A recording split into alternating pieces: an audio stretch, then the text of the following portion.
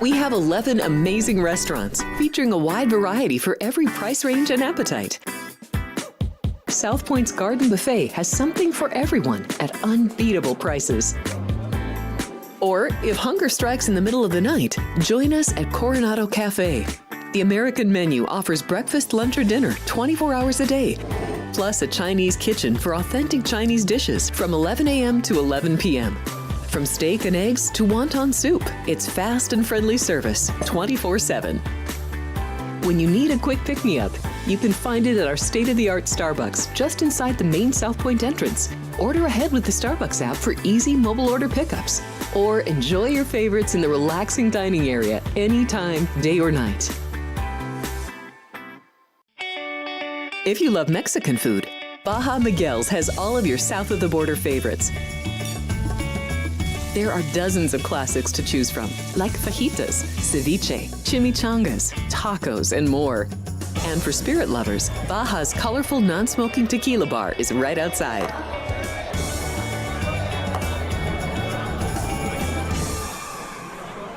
Or maybe you're in the mood for seafood. Big Sur Oyster Bar has fresh seafood prepared right before your eyes. Savor freshly shucked oysters, crab legs jambalaya, shrimp and lobster. Beers on tap and a selection of fine wines are perfect to pair with your seafood favorite. Whether lunch or dinner, you'll love this fun atmosphere, located just off the casino floor. Ready to shake things up? Step back in time and treat yourself to one of the oldest restaurant chains in the country. Steak and Shake, famous for original mouth-watering steak burgers and hand-dipped milkshakes in a variety of flavors. For some old-fashioned fun, try Steak and Shake.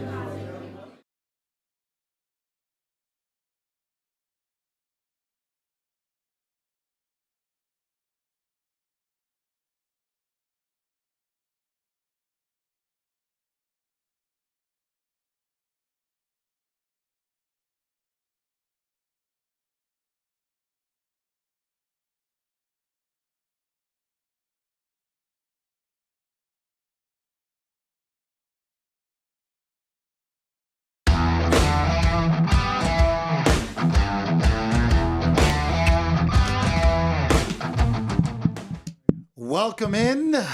It is Friday. It is Football Frenzy here on Sports by the Book. I'm Jeff Parles. We'll bring Vinny Magliulo in a few moments. We're all here with a heavy heart here today. Chris Andrews alongside me right now. Chris, from all of us here at the studio, we're so sorry for your loss last week, and we'll give you the floor right now. Yeah, I felt I needed to address this because a lot of people, in our little world that we have here, fairly well known. And I really wasn't going to put anything on Twitter or anything like that. But my cousin, who was with me quite a bit through my travails with my son Joe, when he passed, Zach put something out on Facebook, and my daughter Jackie put something out. My wife put something out. I felt like at that point I got to address this. So I had a long thread of, couldn't put everything in one tweet. But my son Joe had a very difficult life. He was born with spina bifida, and he could walk, but after the age of, in his early 20s, he needed a cane to do so. And we gave him the best life that we could. He also had some mental illness. Now, he wasn't dumb. As a matter of fact, I'll tell you a quick story. My daughter was going for a doctorate. She was taking trigonometry, and she couldn't figure out this one problem. And Joe, who dropped out of high school, never got past ninth grade, although he got his GED. I don't even think he got to ninth grade. Anyway, he sat down, and he figured out her trigonometry problem. She looked at me, and I said, I have no idea. But Joe helped her, so he was really as smart as can be. But he had mental issues besides the physical, and anyway, if you go back and read my Twitter thread, there's a lot in there. There's a lot my cousin Zach said on Facebook, and there's a link to his thing on Facebook. But we did the best we could with my dear son, and we did lose him, and it was just with his condition. The life expectancy was 40 years, and that's exactly what he was. He was 40 when he passed. And he was smart. He knew that was likely to be the case. And he'd asked me, years ago, he says, am I going to have a short lifespan? And, you can't, Joe, you couldn't lie to Joe. I said, Joe, that's probably most likely, but we just don't know. And I told him, I said, listen, 5 years ago, they gave me 2 years to live. Here I am.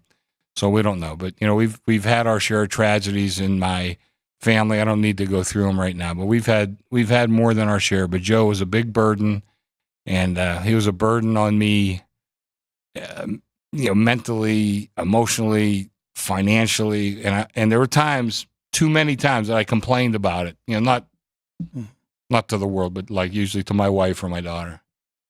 But now I'd do anything to have that burden back. So when I tweeted out, though, I think it really did do some good. Not so much for me, but I heard from a lot of people, and really that's why I put it out, because people were texting me that I didn't, I wasn't even sure who they were, but they were finding me and texting me. And I heard from a few people, and I think the message that I would like to get out there, and some people got it. So my son was very visibly handicapped, and people would see him and they would reject him out of hand immediately. And I would encourage people, don't do that. You're going to see people that have lots of physical flaws or some other kind of very evident flaw. Don't be too quick to judge. And that old saying, sticks and stones can break my bones, but no names will never hurt me. That is completely false. The names that you can call people for their differences can really hurt, especially for a kid.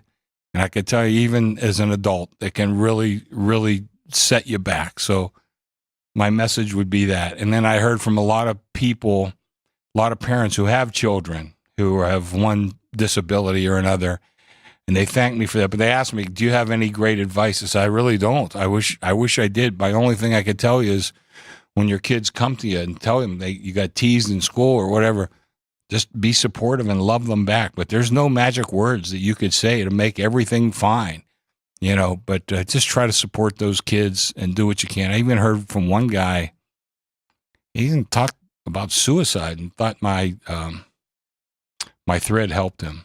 So, I'm glad for that. So I hope some positive comes out of it. But the tragedy of losing a child is really tremendous. And I know and I heard from a lot of people that have lost their children too, and they thanked me for the thread. So anyway, we got to carry on business, and I would, everybody mourns in a different way. And I took a week off. I talked to Michael Gaughn. He told me I'd take as much time as I wanted. So I really want to come back Friday and get ready for the weekend. And here I am, and I'm just going to, do my best to plow through. But it is one of those things you just can never get over. And I talked to a dear friend of mine. Matter of fact, I'm sure she's listening right now. She lost her brother close to 40 years ago. Her dad's, I think, like 90. She said her dad never got over it. And I'll probably never get over this. Anyway, let's take a quick break. And when we get back, let's take care of business, and we'll get into some football.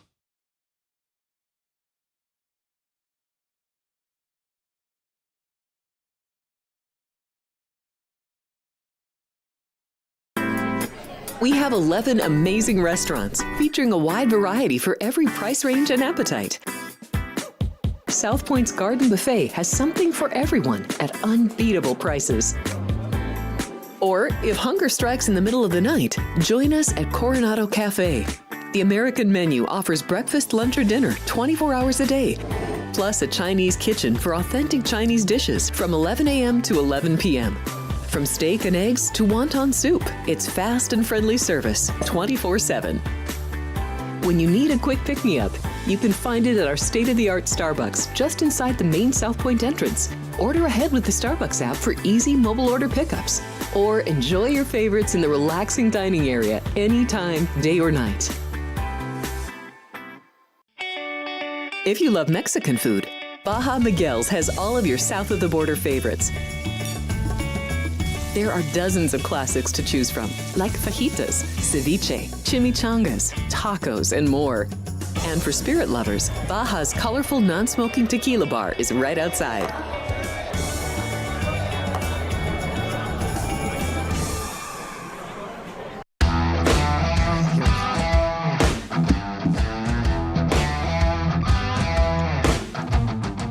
welcome back in Sports by the Book, Football Frenzy here on a Friday. I'm Jeff Parles. Chris Andrews is here. Vinny Magliulo is here.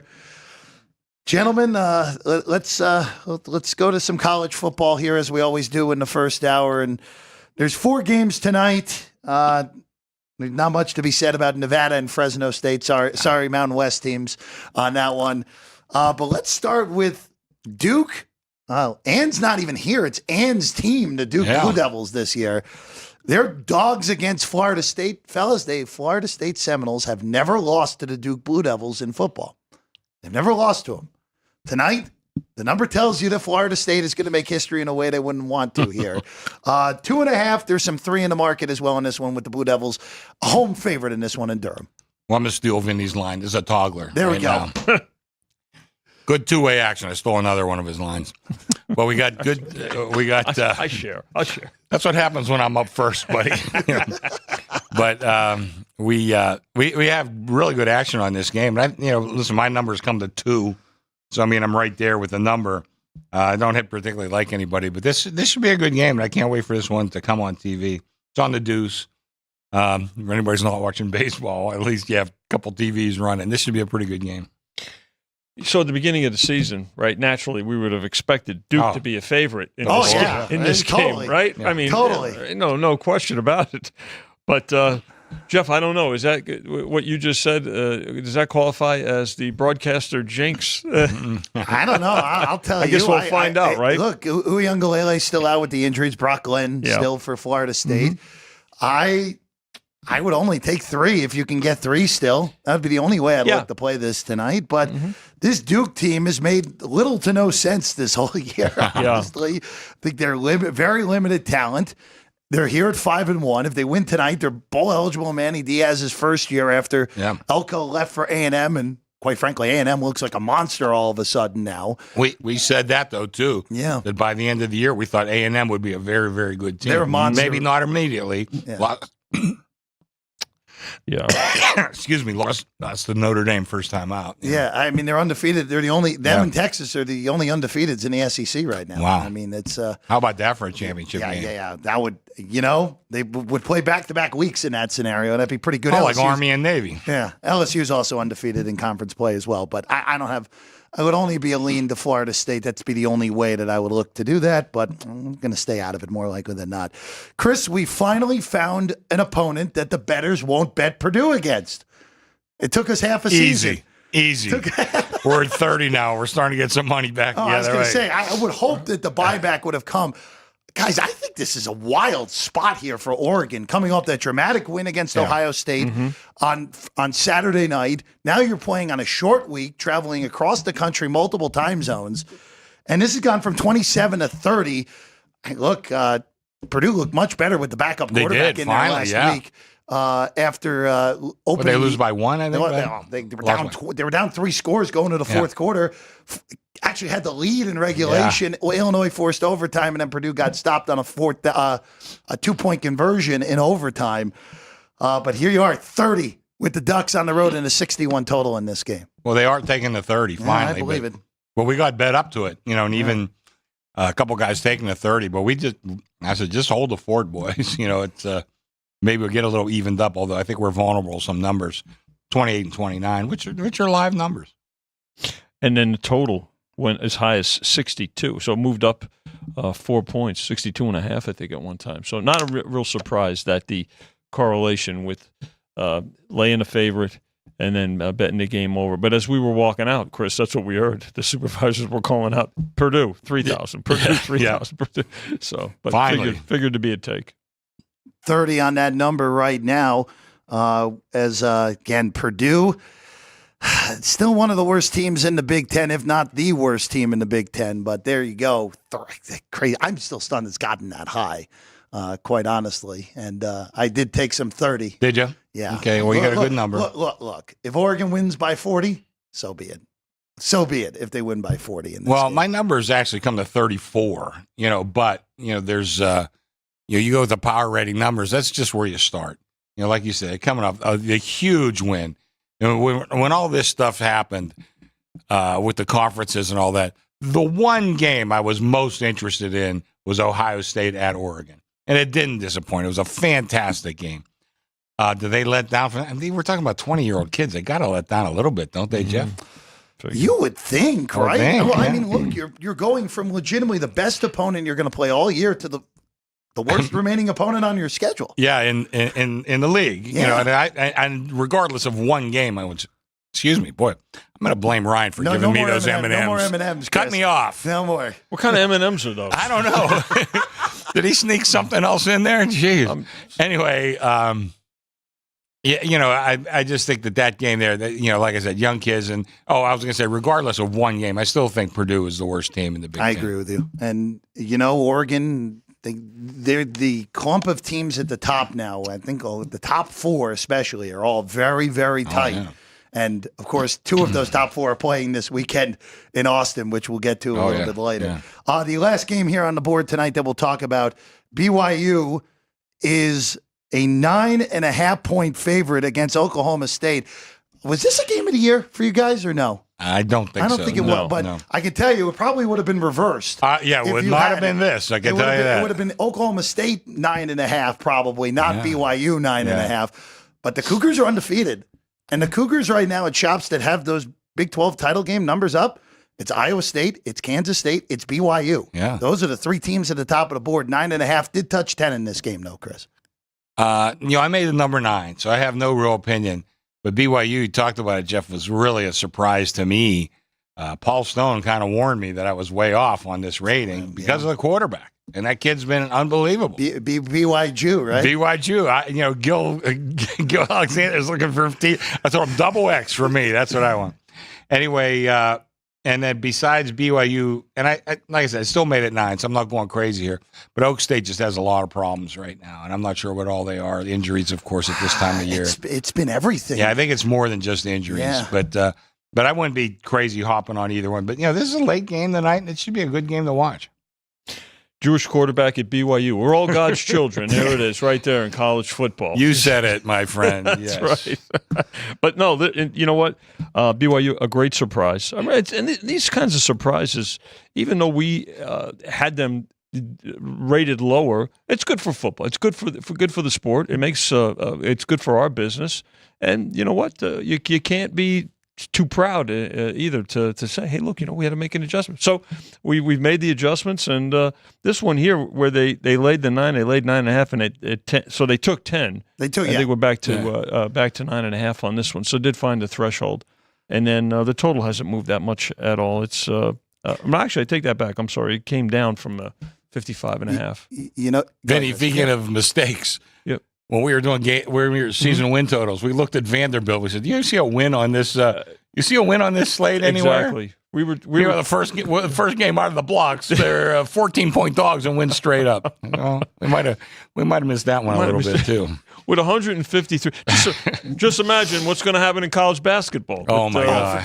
Forget it. With more than double. Well, especially with almost 360 teams. Especially with national championship game national champion coaches retiring 2 weeks before the season. I saw that. Tony Bennett retiring out of the blue. I mean, he's 55 years old. Not like he's, you know. I mean, but I guess he went with Coach Wright from Villanova. They just don't like the atmosphere right now of college basketball. You know what? I don't care. I get off topic for a second. I don't care if you don't like the environment in college basketball right now. Retiring 2 weeks before the season the timing starts is bad. There's no question. Is bad. Right. And it really, especially a guy that's had that much success.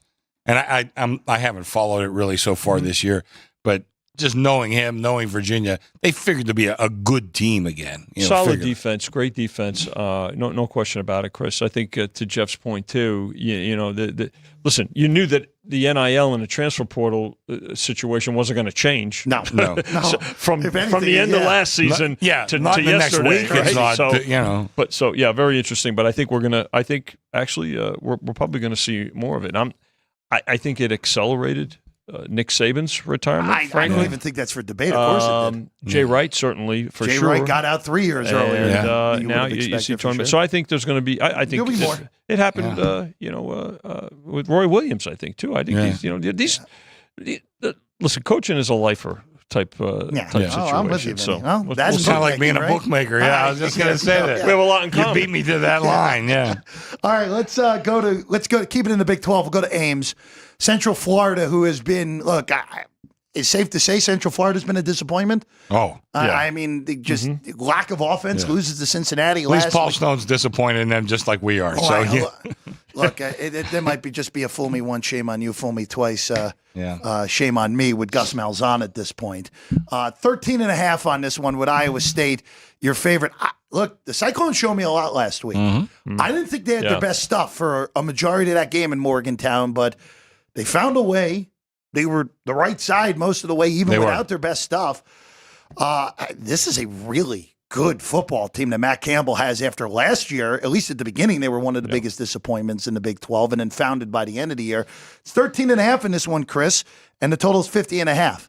Well, you speak about Matt Campbell. I think halfway through last year, I was starting to think, boy, did this guy, did he do this with mirrors and stuff, and did he just fool us all? But I think he wound up, he's a guy's a pretty good coach, and he's got a pretty good program. And, I tend to root for some of the schools whose campuses I've been on. I was on their campus, kind of liked it.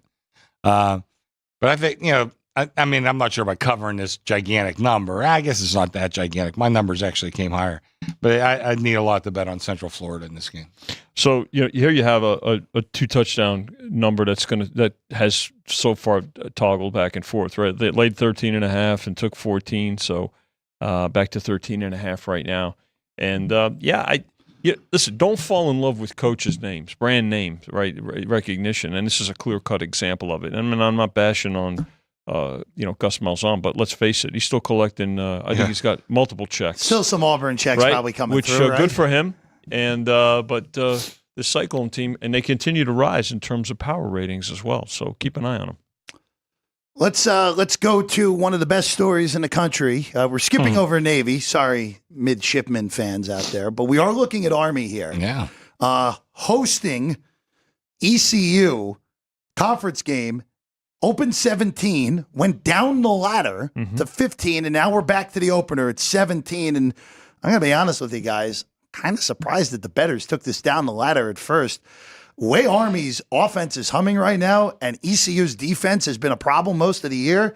I'm a little surprised that there was a take early in it, and I thought that 17 was pretty good when it was all said and done. I made this number 16, so I just thought, are we overvaluing Army? And I really don't think we are. I think 17 is probably a better number, but at some point they're not going to cover. We're just going to keep raising. But they're probably close to 20 points better than I thought they would be this year in my power ratings. It's a really good team. Like I said, I've always, since I've been doing this, always kind of rooted for the armed forces teams, whether it's Air Force, Navy, or Army. But boy, this team's legit. Navy is too this year, and Air Force, the one thing that's always been pretty good, is really awful. One of the worst teams in the country. One of the worst teams in the country. Absolutely right. But I don't know. I think this number's about right. I think at some point, there's got to be some resistance at some point. I think we're getting pretty close to that. Sometimes, Jeff, there's moves early in the week that are they smoke screens sometime? Maybe sometime, but I don't think that was the case here. One of the things that could that also comes into play is some injury reports that may be just too early, and then as the week goes on, you get a better idea. So taking the points early with 2.5 touchdowns is not shocking, but then going back up the ladder as from our side of the counter, and even as a bettor, are there bettors out there that will take get off games? Yeah, sometimes, because it depends on what those reports are. So This might have been an example of that. So, but the good thing, and to Chris's credit too, sometimes as an operator, if you've got too low limits during the week, the situation I just described is probably more more likely to happen. Because then when you increase them later in a week, when you're taking bigger limits, you really have to be careful. So here at South Point, Chris puts, when the numbers go up for college on Monday morning, it's the same limit all through the week. And of course, if you need more or you request more, you just come see the man on my left. Army 17, Army ranked, Navy ranked, as we all expected going into this college football season. I think it's great. I really do. Oh, it's awesome. In this era, no less, too. Yeah, I'm thinking back, Mr. Inside, Mr. Outside. It was, and testing with Vinny. You probably know that. Can you remember Glenn Davis? Yes. Doc Blanchard. Blanchard and Davis? Doc Blanchard and Davis. Blanchard and Davis. Right. Very good. That's from before we were born. But we do remember, well, at least I do, Roger Staubach. Oh. I think, what did he win the Heisman? 62, I think? 64, maybe? Yes. And then, right around there. Then served in Vietnam, if I'm not mistaken, as well. Served 4 years in the... Not just in the services. In the armed services, Napoleon McCallum, another great player from Navy. David Robinson. Basketball. And basketball. Rocky Blyer, Chrissy, your beloved Rocky Blyer. Yeah, he actually went to Notre Dame, but right? he served. But, he served in the Army. Pittsburgh Steeler. Going to the ACC next, Louisville got a much-needed win against Virginia. It didn't look good for a while with Louisville, but they found a way to get it done and now won last week. Miami, normally we would be saying that this is a look-ahead spot for the Miami Hurricanes because Florida State's on deck, but not this year. No. Not this year with the Seminoles.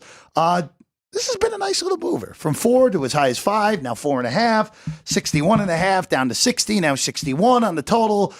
You know what? This is a tricky game for Miami, who is, quite honestly, guys, has been begging to be beaten over the last few weeks. California pretty Virginia much had Tech, them. too. Yeah. I made the number 4, so I got no quibble with the number, and I'm glad that we're getting two-way action on this game.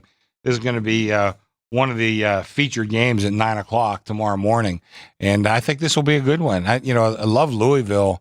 I think that's another program that was in the doldrums maybe a year or so ago with your favorite coach. Oh yeah, and now they're back on the upswing. And I think it's going to be a team to be contended with.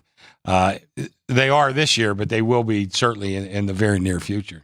Still a look-ahead spot in a sense of the rivalry. Oh, it's a huge rivalry, forget of course, the records, right? Because of recruiting and transfer, the transfer portal too. Let's face it, there are players that know they're going to be in the transfer portal that are going to pay attention to these types of games because they're considering, one or both of these schools. So still that situation still does exist regardless of records. It'll only be a take for me. I would only take with Louisville. The only problem always with Miami is they're so talented. Ward is awesome. The running back from Oregon State is awesome, but it's just, boy, it's a lot to ask of right now. Oh, look at that, Vinny. Look at that, Vinny. As scripted. Look at that. I thought that ball was a pop-up. And we digress for a moment, if we may. I can tell the Mets are ahead. It's very quiet behind us right now. Yeah, this is a lot of people think that Dodger Town is still in Vero Beach, Florida. That is not. Okay, it is right here in Las Vegas. By the way, the Dodgers put the first two batters on. They were on second and third with two bad defensive plays that cost it as well. But the Mets, Peterson got out of it, and there he is, Pete Alonso with a 3-run jack. Yeah, that was moonshine. Well, first time all series. The Mets, second time all series. The Mets have had the lead. By the way, the Dodgers. How high did you guys have the Dodgers on the series price entering today? Was it about laying close to? For today? No, not today. Just like series price. Did you have that handy, Vinny? Yes, I do. Yeah, what did you have? 16-1. Yeah, I was going to say. I thought you'd be saying laying $16 to $18. With 9-1 or so on the Mets on the take back. All right, no more baseball. Sorry, guys. Wait a second. Don't lie. There'll be more baseball. Yeah, we got 2 hours here. May show up a little bit more. All right. Well, we go to the SEC. I don't want to take long on this game, Chris, because you told me that I got no money on this game. Kentucky and Florida, even with a favorite flip in this game. Limited action here. Kentucky 2-point favorite. Compared to all the other games on the board, we had to eliminate a few of these games because we could talk about 100 we could talk about all of them. So I eliminated this one. We just don't have that much business on this game. Now for a game I know you have business on. Go ahead. We go to Knoxville, where how about the day in the SEC where Alabama and Tennessee's the undercard? I know. I mean, just shows how ridiculously good of a game Texas and Georgia is. Don't worry, we'll get to that plenty later. 3 on Alabama, 57.5. Look, Chris, Alabama's shown a bunch of cracks the last few weeks, mostly on their defense and Milroe's decision making. Tennessee, honestly, and I'll keep it appropriate. I'm using a different term for the teams they've beaten up, but it begins with an S, and the last 3 words of it is bag. So far this year, they've beaten up on those teams. Since their schedules become sort of real, struggled to beat Oklahoma, struggled to beat Florida, lose to Arkansas. This is not an elimination game because of the nature of the new format. You could still get in as a 10-2 SEC team, but this game is mighty important for both of these teams. Oh, here. you bet. Jeff, I told you, I mentioned in the preseason mostly that I did a lot of work on home field advantage. And I tried to take a 3-year running average as I looked at these things. Well, Tennessee had one of the best in all of football, but they haven't been so great this year. So how much do you lower them? So I had them as a 5-point home field advantage. This was math. I tried to use as much as I could. And I lowered it to 4. Now, does it come to fruition in this game if that great Tennessee crowd of, 117,000 or whatever they pack in there, if they show up, and I think they will, I got to like Tennessee in this game. I mean, I know they've shown some flaws, but Alabama's shown the same thing. Mm-hmm. And like I said, if that home field advantage is anywhere near what it's been the last couple years, and I've lowered them a bit this year because it hasn't really shown up, but I think Tennessee, I have a feeling this is the right side, and I think it's going to be one of my games. I like Tennessee plus a 3. This we're going to start seeing games now. Here we are in the midpoint of the season, and particularly with teams with a loss already, even with the expanded format, right? I don't want to quite say that these are elimination games, but they certainly are the types of games. Like let's say that we talked about how a loss on the previous format, a loss in the first or second week pretty much killed your season, right? Especially now, if it was midway through the season, pretty much done. This is a situation here where both teams have a loss already, and really, you don't want to put it into the hands of a committee, right? And so you're going to see some different some different scenarios as they arise. This one with both of them having a loss. To Chris's point, too, about the home field, a very strong home field in Tennessee. When I look at it, too, one of the things I look at, too, is who's the opponent. So is it worth more, against a lesser opponent than, let's say, than an Alabama? Yeah, because this is Alabama, too, right? Still, and so this is going to be a great game. What a game! Book. What a game. A good game to watch. They're going. It's going to be. This is middle of the afternoon. Yeah, this is 12:30 game, and it's going to get a lot of. It's going to be one of the higher handled games of the day. There's no question about it. Do you think there's going to be some Tennessee Georgia parlays out there, or some Alabama Texas parlays? Action on both sides. There's a case for both teams. Unbelievable. No question about it. By the way, for importance of these games for both of these teams, Alabama still has to go to Baton Rouge in 3 weeks, where LSU took out Ole Miss last week with a phenomenal comeback at the end, led by the young gun Nussmeier.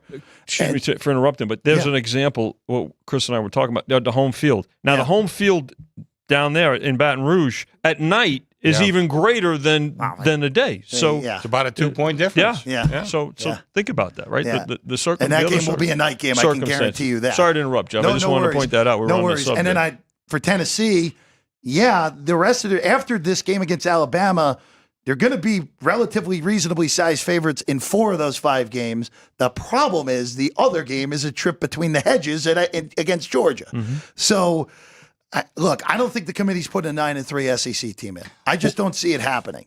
A 10-2, there will be multiple 10-2 teams. Yeah, there is. Oh, yeah. But 9-3, there are too many good teams in the country this year to put a 9-3 SEC team, regardless of how good your schedule is. Georgia would be the interesting one because they still have to go to Oxford after this, and they have to play Tennessee after this weekend in Austin. Well, I think there'll be some pressure on the committee to not overload it with Big Ten and SEC teams. I think that they're going to reach down and get maybe a team that might not be quite as good, power according to bookmakers, out of the Big 12. Or the ACC. The ACC. I mean, Miami and Clemson, I think, are both capable of being 12-0, 11-1 into that title game. Yeah, so sure. I mean, I think it's going to be very interesting. But like Vinny said, you do not want to put this in the hands of the committee. But unfortunately, There's probably about half a dozen teams that's No going to be the question. case, and then they're going to all have complaints at the end if they get eliminated. Complaints in college football? No way. Well, how about if you're the 69th team in the NCAA tournament, you get those complaints? Yeah, no, absolutely, for sure. All right, let's go to Atlanta next. Georgia Tech playing this game at the Dome, not at Bobby Dodd Stadium, and they're going to have to do it without their quarterback. Haynes King is out, and that's the reason that this number spiked. Yeah. Was as low as 10. We didn't really know, and then Pete Thamel comes out with the report this morning, and boom, right up to 14. Yeah. And quite frankly, properly so, because since that Northern Illinois debacle, Notre Dame has found it here, Chris. Yeah, you look at that game, it almost reminds you of the NFL, where anybody could beat anybody on any given Sunday. Well, Northern Illinois beat Notre Dame. That's one of those you're going to look back and say, how the hell did that happen? but it did. Yeah. We all watched it. And but since then, Notre Dame's been very good. And I think I had them a couple weeks ago when I had my top 10. A lot of guys said, Notre Dame, they lost. I understand that. But still, I think they're still a very good team. That's another very viable team for the playoff. And I think if they keep winning, I think they're going to be in it. They go 11-1. They're getting in. They might even host the game. They might even host. Boy, would I like to see an SEC team go up there in January. Would that be nice? Or December. Look, I'll tell you this. The way this is breaking down right now, if Oregon wins the Big Ten, which is squarely in play now, Penn State, Ohio State, both probably hosting first-round games against opponents that are not used to playing in the I've been dying for that. I'm 68 years old. Well, probably for the last 65 years, I've been dying for something. Be awesome. How old was I when Roger Staubach won? Ever since then. This Notre Dame, I've raised a couple of points in the last few weeks. Every week is kind of their conference championship game because they're not going to play in one of them. So again, with that one loss, and that loss is just going to linger. It's one thing, and again, no, this is not a disrespectful comment towards Northern Illinois, but let's face it, there's a big difference between losing that game and losing this game. Oh, right. But that's also, you have to understand how the committee thinks, right? Too. So, and what they look at. So, but this one here is going to continue, probably going to continue to rise. I'm not sure when we're going to see the threshold. Obviously, 14 is not it. We're going higher. You're going north of that. I mean, it is a big difference. Here now, not quite the Georgia Tech of a few years ago where they had horrible quarterback play. But I mean, look, it's King who's out here, and the backup here just making his third career start is Zach Pyron. So it's a big drop, and the market correctly played this one for the quarterback difference here. All right, let's go to two teams that wear orange in the ACC. Clemson hosting Virginia, and the Tigers, we've talked about it. One bad half against Georgia. That's pretty much been it. Other than that, they've been as good as anyone in that conference. Up to 3 touchdowns in this game, Vincenzo, with a total of 57.5. Yeah, another team that I bumped in the last few weeks. Right, you have to adjust power ratings. You don't want to overreact. There's a big difference between overreacting and adjusting, but you've got to pay attention to the body of work. And you're right on, Jeff. I mean, ever since that second half of the Georgia game, and I think they're fine with kind of not being talked about as much, right, as some of the other teams that are getting a lot of attention these days. But here's a game too, but 3 touchdowns, not a lot of movement. I mean, this game hasn't moved, I don't think, at all. So 3 touchdown favorite against Virginia, deservedly so, at Clemson, 57.5. That's another number that really hasn't moved at all. So I'm not so sure if there's going to be a lot of betting interest on this game. Maybe more of the exotics, like maybe again we talk about it, teasers and money line parlays. With the favorite here, but you know what? Keep an eye on Clemson for what Dabo's got them pretty focused these days. I made the number 20, so I got no beef with where we're at right here. All right, let's go to the Big 12. West Virginia hosts Kansas State. Again, West Virginia just ran into a good football team, and they've been doing that a lot this year. 3 losses against teams that, as of right now, have no losses. Penn State, Pitt, and Iowa State, all undefeated. Wow. Oh, I never thought of that. Yeah, you're right. So West Virginia is just running to the wrong team so far this year. Now, look, Kansas State, that was a nice, hard-fought victory in Boulder last week. I know all the Colorado wide receivers got hurt, but that was still a game late in the game. And credit to K-State for going on the road and winning that game at Elevation late at night. Down to 2.5, was as high as 3.5 on this game. Total 56. This is a very difficult handicap because this is going to happen now in these conferences cross country. This is a brutal back-to-back roadie where you're going basically as far west as you can go in the Big 12 to as far east as you can go in the Big 12 back-to-back weeks. Yeah. I made this number 1. We're at 2.5. That's not quite enough to me to inspire a play. But if it was 3.5 at the opening number, I could see them taking the West Virginia because, like I said, their record isn't fantastic, but they've really played some pretty good football. And there's another team. I'm always surprised their home field advantage isn't quite what I always think it should be. Yeah, you were talking about this the last few weeks. Yeah, all these teams, like Iowa State or Kansas State. I mean, coming in, that's a couple time zones, and you land in Pittsburgh, and it's another 90-minute bus trip. I always thought it should be a little bit better than what it is, but like I said, I'm just going by the numbers. It's not that great. It's 3 points, which is, kind of like a standard. I still like the dog in this. A little bit in this spot. 3.5, definitely like the dog. And the travel that Chris mentioned to Morgantown, it enters into the home field, the home field number. But, we're going to need Kansas State in this game, even though it's kind of gone back. We certainly don't need a 3, but I could see where support is going to come in for the Mountaineers, not only on the side, but on the money line as well. And by the way, the total up about 1.5 from the opener. It's just, this is one of those spots where I was looking to bet West Virginia and didn't do it properly. Yeah. So can't force. I thought I might get a 4. I really did. Yeah. And just bet on the market moving the wrong way, and it did for me, unfortunately. We'll see. This is probably an in-game game now, more so than anything. There you go. This is a very difficult back-to-back, though, for Kansas State. I mean, K-State is good. Kleiman's an awesome coach. Yeah. When Avery Johnson's been at his best this year, he is as good as anyone in that conference. We've seen a little bit of variance with him. They're good for it. They're one of 3 teams that I think can win that conference at this point. 4, I'm going to throw Texas Tech in there, even though. That's another thing very surprising to me. They keep winning. They do. They keep winning. Hey, Talk about under the radar. Look who's on the list next. Texas Tech is on the list next. Look at that. What a segue. What a job. Is that a tease? They're hosting Baylor in Lubbock. I'll say this. I'm a little surprised the market's played it this way, Chris. 6.5 down to 5. I don't see it with Baylor. I just don't think I think their defense is porous. The swap from Finn to Robertson has helped the offense a little bit, but still just not a particularly good football team down there in Waco. If I was out there betting instead of booking, I'd have been on the favorite early and laid the 6, probably. Yeah, I agree with you. So I thought this number should be about 9. Texas Tech, I've had to, Vinny, you talked about adjusting power ratings. Yeah.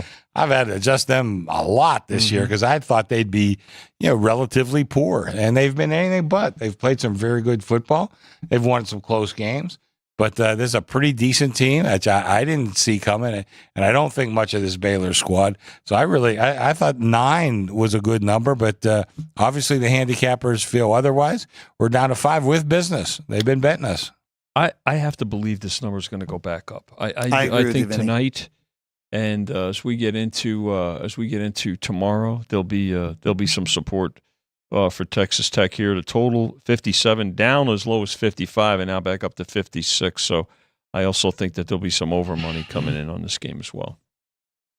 I didn't even think about that. I'm a little surprised this total has actually gone down from the opener as well. It was a little bit of a surprise there. Yeah, very, very strange on how, at least to my perspective, of how the market's played this.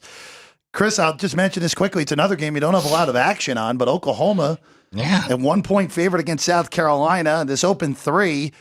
It's the Bear Chris Felica pointed this out. The loser of this game is going to be in big trouble for making a bowl game because both of these teams' schedules are just hellacious down the stretch where they have one bye game each, and then they're going to be underdogs in every other game the rest of the way, probably for both of those teams.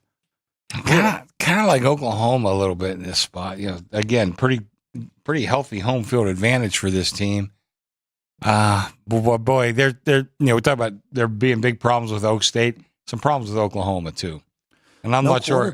Yeah, I'm not sure how deep they go. Do they have enough to beat a very mediocre South Carolina team? I kind of think they do. This isn't one of my plays, but I do like Oklahoma in this spot. I think in the case of Oklahoma, I think that it's psychologically they're so disappointed. Their defense has got to be on the field so much of the time, right? Their and it's taken a lot out. Really good for the most part. They have, but they just get worn down. Their offense has been a big disappointment. Chris brings up the important point about how that's impacted them. So, but yeah, this I think that psychologically. That they're kind of down, and it's reflected too in a way that the bettings come in on this game. I'd only play the favorite, but I have no confidence in that. At 3, I thought South Carolina was fine, but not anymore on this one. All right, let's go to conference matchup. Yeah.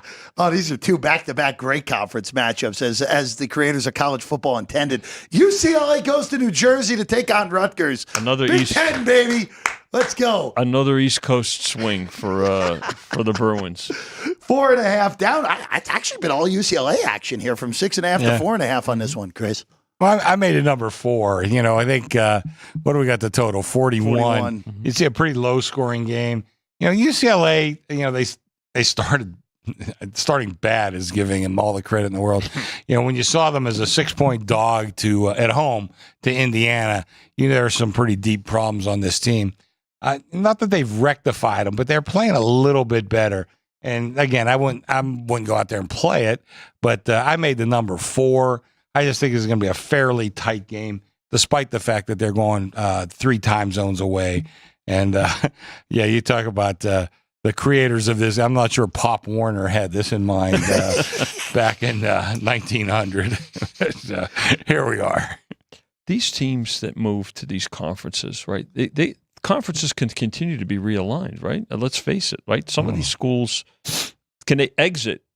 If again, let's say probably money though, Vinny. I don't understand. There's a lot of money, but you think about it, right? There's a move to resurrect the Pac-12. No, they're not going anywhere. You don't think they're going to go anywhere because of the money? The money. So there you go. Let me see if I can even get in the shot here. The money in the Big Ten's here. The money in the Pac-12 is barely even. Well, the TV. That's what happened. My laptop. The TV revenue actually impacted that too. Yeah. No, that's what it was the whole way. I say that in jest, but the thing about it is this is where too you've got to start thinking about these kinds of travel, right? Cross country game, home game, cross country game. The amount of travel now that these schools are incurring has to come into your handicap because it certainly comes into our numbers. Well, you ready for the other great conference matchup? Just head down I-95 and hit College Park at some point from Piscataway and New Brunswick. And you can do that because one game's at 9 and the other one's at 1. You might be able to take in both. Oh boy, that's cutting it close even on a Saturday when there's less traffic. Maryland hosts USC. 7 on this one with the Trojans. Look, there are multiple ways of looking at USC. You could say that they've had really bad luck in close games because all 3 of their losses have been by 1 score. Or you could also say, guys, you lost to a team with no quarterback in Michigan. You lost to Minnesota, who, even though they won last week on the road, is really not any good. Mediocre. And you know what? You're up 2 touchdowns against Penn State, where Penn State's playing their worst game of the year by margin. You got to find a way to win these games. Yeah. And for USC, look, I just wonder, and Maryland was awful last week. They got destroyed by Northwestern at home on Friday night. I'm just scared of laying 7 with a cross-country trip where basically now, USC season's over. They're done. They're at 3 conference losses. They're not going to the Big Ten title game. Oh, no. And they're not putting them in at 9-3. They're done. I just wonder what the psyche of this team is for the second half of this season. Have you ever heard of the Sun Bowl? Because that's probably El Paso, my friend. That's what they're looking at. I like USC in this spot. I thought I understand the final. I understand they blew the game last week against Penn State. I thought they were the better team. They really were. And I gave out USC as one of my picks. Now they covered by half a point, but I really expected them to play well. They did play well. I think they go into Maryland and take care of business, as Maryland was just absolutely horrible last week, but they haven't been good really all year. Kind of like the favorite in this spot. They grabbed the 7.5. It was just a number play. But we might get back there, Vinny. But to Chris's point, I wouldn't be shocked. I think it's more likely to go up this game than come down. I don't know what to do with it. Maryland was so bad last week. But as we know, never as good as you were the week before, never as bad as you were the week before. That goes for the Terps on the negative side of that. All right, Illinois hosts Michigan. You see Illinois is wearing the jerseys. They're using the helmet, even though it's actually a helmet. Unlike what they wore when Red Grange was playing there, they have the leather design on their helmet this week. I know that counts for a point or two in your rankings, Vinny. I know that. By the way, that's still before Chris and I started. So, barely. Ask Jimmy about the leather helmet. Michigan starting their third different quarterback this year. Jack Tuttle will get the start for the Wolverines for the number. I'm going to be honest with you guys. This is another one where I'm a little confused on what the bettors are doing here. From 1 to 4, I thought Michigan is 2.5 was right. That's what I thought the number should have came. And here you go up to 4. I know Illinois gave up 49 points last week, but that was a weird game against Purdue where they stopped playing in the fourth quarter. You're going to give me 4 points against an offense that if Illinois can stop the run at all, they should be able to stay in this game? Yeah, another fairly low total, 44. Yeah, I think 4 is good with the Illini here. Jeff, I made the number 3, so I'm right there. It's been, again, toggling, up, mostly toggling up, I would say. But I made the number 3. I guess gun to my head, I would take the 4, but that's not a game that would be on my radar if I was out there betting. I have to believe this number is going to come down. You would think. I mean, I see some 3.5s showing up, and given the fact, Jeff, to your point about a third different quarterback playing for Michigan, I look, this Illinois team is good. They're solid. We've been watching them all year. Another team that has been a bit of a surprise. Now you're going to be getting 4 points at home. Again, I think it'll come down. If you're interested in Illinois, I would probably bet them sooner rather than wait. Yeah, I think this is an under game too. For Illinois' defense, that was just like that fourth quarter was bizarre, to say the very least. They stopped playing. That's all that happened. And look, you can't stop playing in a conference game, regardless of how bad Purdue may be. Jeff, sometimes a game will take on a life of its own. Yeah, sure. That fourth quarter did. And that's what happened in that game. And there's a lot of times you just can't explain it. What the hell happened? Well, I don't know. I don't guess. Weird. Some guru Zen master would tell me. But I think we'd need somebody like that because I don't know what the hell happened in the fourth quarter there. Let's go to Evanston, the final game on the lake before Northwestern plays their final 2 home games at Wrigley Field next month. Where they'll play Ohio State and Illinois there at Wrigley. Let's look at this here, guys. 7.5 now on Wisconsin, up from 7. Wisconsin just put it on Rutgers last week, which was kind of jarring. 40-something? 42-7, where they destroyed the under by themselves. Still not happy about that, but that's a different discussion for a different time.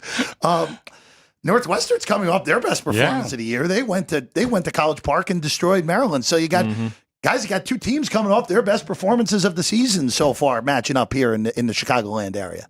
I made the number 7. So. I had no beef with the opener, no beef with playing a little Wisconsin.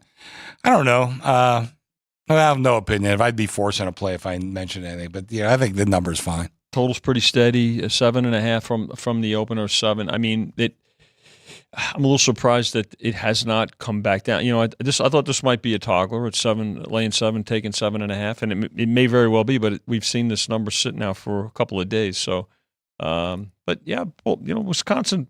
Listen, 2 losses already. Obviously, they can't afford another one, but trying to still build a program there. Let's face it, right? Second year coach and trying to instill a culture. Yeah. And so let's see. But for this number, probably two-way, or if anything, maybe they'll grab the hook. There's some 8 in the market right now. Yeah. I look, I'd only look to take the point. Again, 41 and a half. Yeah, that's the thing. I mean, you're kind of obliged to take the underdog in this sort of spot. Yeah, the 8. Yeah, plus 8. Boy, that's a lot of points in the total. Yeah, I made it 7, like I said, but 8's starting to get there a little bit. Let's go to Salt Lake next. We know Cam Rising won't play in this game. Oh my God, he's not. And quite frankly, he shouldn't have played last week because he got hurt early in that game, and quite frankly, keeping him in the game might have cost Utah the game when it was all said and done. 3. We got Utah State on the board. Oh, Utah and TCU. Utah, TCU, Drew Dog. 3 on this one. 3.5, I should say. Excuse me. There is 3 in the market as well. The total is 49.5 on this one, Chris. Utah without Rising is really not any good, and TCU is highly mediocre as well. Yeah, I mean, I know you like to play in game a lot. I think if I were you, if I were out there playing, I'd look in game. I mean, because I don't know what to think of Utah without Rising. This is 2 years in a row we've been going through this crap with him, and I think at some point they needed to make a decision one way or the other. But last week, like you said, should not have played. But they're not much of a team without him, so I could see where Willingham would want to have him in as much as he can. But I would leave this game alone. I don't know what to make of it without him. 2 things. We give it to you in real time here, and as we sit here, the action still comes in. This game just went to 3, so they took the 3.5. So there you go. South Point just went to 3. It's probably going to pop up on your screen, Jeff, if it hasn't already. And it did. So what's interesting too is this was a game of the year for us. We opened at 13. They took it. They took the 13 and went we're in trouble on this one. Then. So I would say you could open up a nice 10-point middle if you really wanted to. If you had happened to have that at that time, Jeffrey, yes. It'd be the way that would look to do it if you took that in the middle of the summer. All right, we'll keep it in the Big 12 here. Colorado and Arizona. Yeah, Big 12. Still got to get through that through my head. Look, there are a ton of injuries on the Colorado side, even though it looks like you're going to see Travis Hunter this weekend. That is the report as of right now. Arizona was awful last week against BYU in every facet. Defense got walloped. Offense couldn't move the ball. I'm a little confused on how Ted McMillan is just looking average right now as arguably the best receiver in the country. I actually like the dog in this game, even with all the injuries on Colorado's side. At that wide receiver position, with getting Hunter back, even with missing the best of it, I still think Colorado's okay in this spot. It was as high as 5 on this game, Chris. I made the game 1. Yeah. Because even though despite the injuries on Colorado, I thought they played with a lot of courage last week. They really showed up. And Arizona, I don't know, we got some issues there going back and forth. But I like the dog a little bit here. Like I said, I made it 1. I don't think 2.5's enough that would have gotten me played. But if you're looking to play Colorado, you might want to look at playing the money line plus $1.20. I think if they can overcome their injuries, the game isn't probably going to come 1 or 2. I think you're better off playing a money line, taking $1.20. Starting to see some 2s. We're gonna need Arizona in this game, no question about it. Folks are gonna love. They're gonna be all over Colorado, and to Chris's point on the money line as well. I want to go to Palo Alto next real quick. Stanford 17 against SMU. I just want to just bring this up real quick because, Vinny, we talked about at the beginning of the year that you were very high on this SMU team. And quite frankly, after that loss to BYU, we were like, oh, this may not be the good year for SMU. Well, guess what? BYU ended up being pretty good. Yeah. So this SMU team, look, if we're looking for a dark horse in the ACC that could mess up a potential Miami-Clemson ACC title game, it's the Ponies right here as a big favorite in Palo Alto this week. Well, I think we're going to find out a lot more about SMU here. This is a big spot for them. I mean, and they've taken it from 2 touchdowns to 2.5 touchdowns now, right? So total really has not moved that much. But you know what? A difficult spot, tough. Again, your travel is extensive. But look, we keep bringing up travel. Travel's not every spot is as difficult as a Morgantown, and travel is much better today, a lot easier today. So, but I'm interested to see the response continue for SMU because like Texas A&M, and believe me, SMU's not as good as Texas A&M, but they did shake off that first week, and have run their record now up to with 5 straight. So they love to score, they love high pace, and I just don't know how Stanford can stay with them. SMU could be their own worst enemy in this game. If they turn the ball over, they're going to be in trouble. But if they continue to press the way they do, then this number may. I don't know if it'll go up, but it's certainly not going to come down to the opener. I made the game 20, so I kind of favor SMU. Like you said, they looked not so good in the first part of the season, but we didn't realize how good BYU was. 100%. Now you got to look back and say, yeah, they lost. They didn't look very good, but maybe that loss isn't quite as bad as we thought, because I thought it was a horrible loss back then. At the time, yeah. Absolutely. But, at Stanford, like I said, I try to look at home field advantage as much as I can. I give Stanford a 1-point home field advantage. It's not Seems high. Yeah, Jeff, to tell you the truth, I raised them to a point this year. It used to be 0.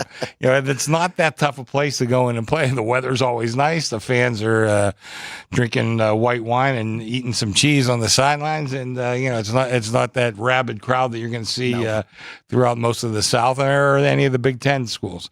So I think I made the number 20. I would only have the favorite here. All right, let's go to Fayetteville. Well, one of those deep South, great environments, Chris. LSU on the road at Arkansas. It's back to 3. Now, I'll just throw this out here. Again, a little big in the chat is asking if LSU is a team that could be potentially on a letdown alert here after that epic win a week ago against Ole Miss. Look, only road game for LSU. They were in a big hole. They came out of it against South Carolina. The other non-home game was here, which was a pure neutral, which, quite frankly, was 70-30 LSU fans, even though they had a lot more ground to cover than USC fans. At 3, I like Arkansas. Now, here's the problem, though, with this. You just wonder with LSU, after last week, where I thought Ole Miss was the better team for the majority of that game, and LSU comes down 7 with 3 minutes to go, goes the length of the field, scores a touchdown, gets a stop in overtime, and then immediately dunks right on their head, wins the game on a 25-yard pass. I just wonder, for a team that had been waiting for a moment like that, really in the Brian Kelly era period, now in year 3, I just wonder if we look back at that game last week in Ole Miss and be like, all right, that was the turning point for Brian Kelly's program there in Baton Rouge. Well, I made the number 3, right, so I got no beef with anything. LSU, I mean, listen, it's been the story for the last 2 years. They can score. Oh, yeah. Can they stop anybody is a question. But, I mean, this team can definitely score. I made the number 3. We've gotten money on Arkansas, some respected money, and we get some money back the other way on LSU. I have no opinion in this game. I think it will be a great game to watch. Unfortunately, it's up against some other things going tomorrow night that we may not be able to watch it that closely, but we'll have it on one of our TVs here. But I made the number 3. No real opinion. Total is up, which is not a real surprise given to Chrissy's point about the way LSU in particular can score, up to 57 now off the 54 opener. Appreciate the question out of the chat. Letdown spot. You know what? They can't afford another. No. Their schedule's getting tougher. We know they've got Alabama. You right? want LSU's schedule real quick, Vinny? That's right. So they can't afford it. Here you go. You have this week at Arkansas. Next week, you go to College Station to take on a red-hot A&M. There you go. After that, you got a bye week. And then, by the way, you host Alabama after that bye week. Then you get, the easy part of your schedule. At Florida, Vanderbilt, Oklahoma. Look, if LSU... This is, again, in this era, I really, especially like you said, Chris, I don't think they're going to be rushing to put 9-3 SEC teams in this year, because just they're not going to want to make it seem like it's an SEC Big Ten Invitational, which a lot of people think it will be. It easily could be, too. It could be. They might not have a choice. It might have to be. But if you're LSU, you win this game and then split the A&M Alabama game, you're actually probably playing in the SEC championship game because your other loss was non-conference. So that Vanderbilt game all of a sudden doesn't look so easy, though. yeah, if that game was in Nashville, I'd be a lot more scared of that. But that game's in Death Valley. Oh, okay. I don't see Vanderbilt going there and beating them. That team's not that bad. I gotta tell you. Well, Pavia's a lunatic, and I mean that in the nicest way possible. Sure. Pesky. Yeah. Oh, we can finally get to the big game of the weekend. Number 1, number 5. Realistically, both of these teams top 4 power rating teams all the way through, and it won't change the whole year, more likely than not, unless if there's some injuries here. You guys just moved off of 5, though, down to 4.5 again on this game, and look, Texas has been incredible. Any which way you slice it, hasn't mattered that Quinn Ewers has missed a few games because Arch Manning went in and was every bit as good as Ewers. Last week, horrible first quarter, and then they just kicked the hell out of Oklahoma for 3 quarters after that. And here you go, Georgia, only the 11th time, or excuse me, this will be the 12th time Kirby Smart has been an underdog at Georgia. In the 11 games preceding this as a dog, he's 7-4 outright, Chris. So this will be a fun one, 4.5 with Texas at home. This is going to be a good one. I like Texas, though. Okay. I mean, how often, how many times can we just keep forgiving Georgia for these poor performances? Because they've had a bunch of them this year. And Texas really hasn't had any. I think right now, Texas, maybe Texas, Ohio State, the only ones in the country that could say they're as talented as Georgia. But for whatever reason, Georgia is not putting it together. What's the quarterback's name for Georgia? Carson Beck. Carson Beck has not played all that well. I mean, I think at the beginning of the year, he was probably, certainly one of the favorites to win the Heisman, one of the favorites to be the number 1 draft choice. He has not played all that well. And like I said, how many times can we just keep forgiving Georgia for their mediocre play? And Texas has been anything but mediocre. Like I said, I've always never been a Sarkisian fan, but you know what? People learn things over the course of time. And I think Sarkisian, he had a lot of downs, not that many ups. He had a few. But now that he's settling in at Texas, I think he's got this program, this team, exactly where he wants them. And I got to tell you, this is going to be one of my plays. I like Texas here a lot. And I know I missed a good number. There's some 3s out there. Regardless, I like Texas, even minus the 4.5.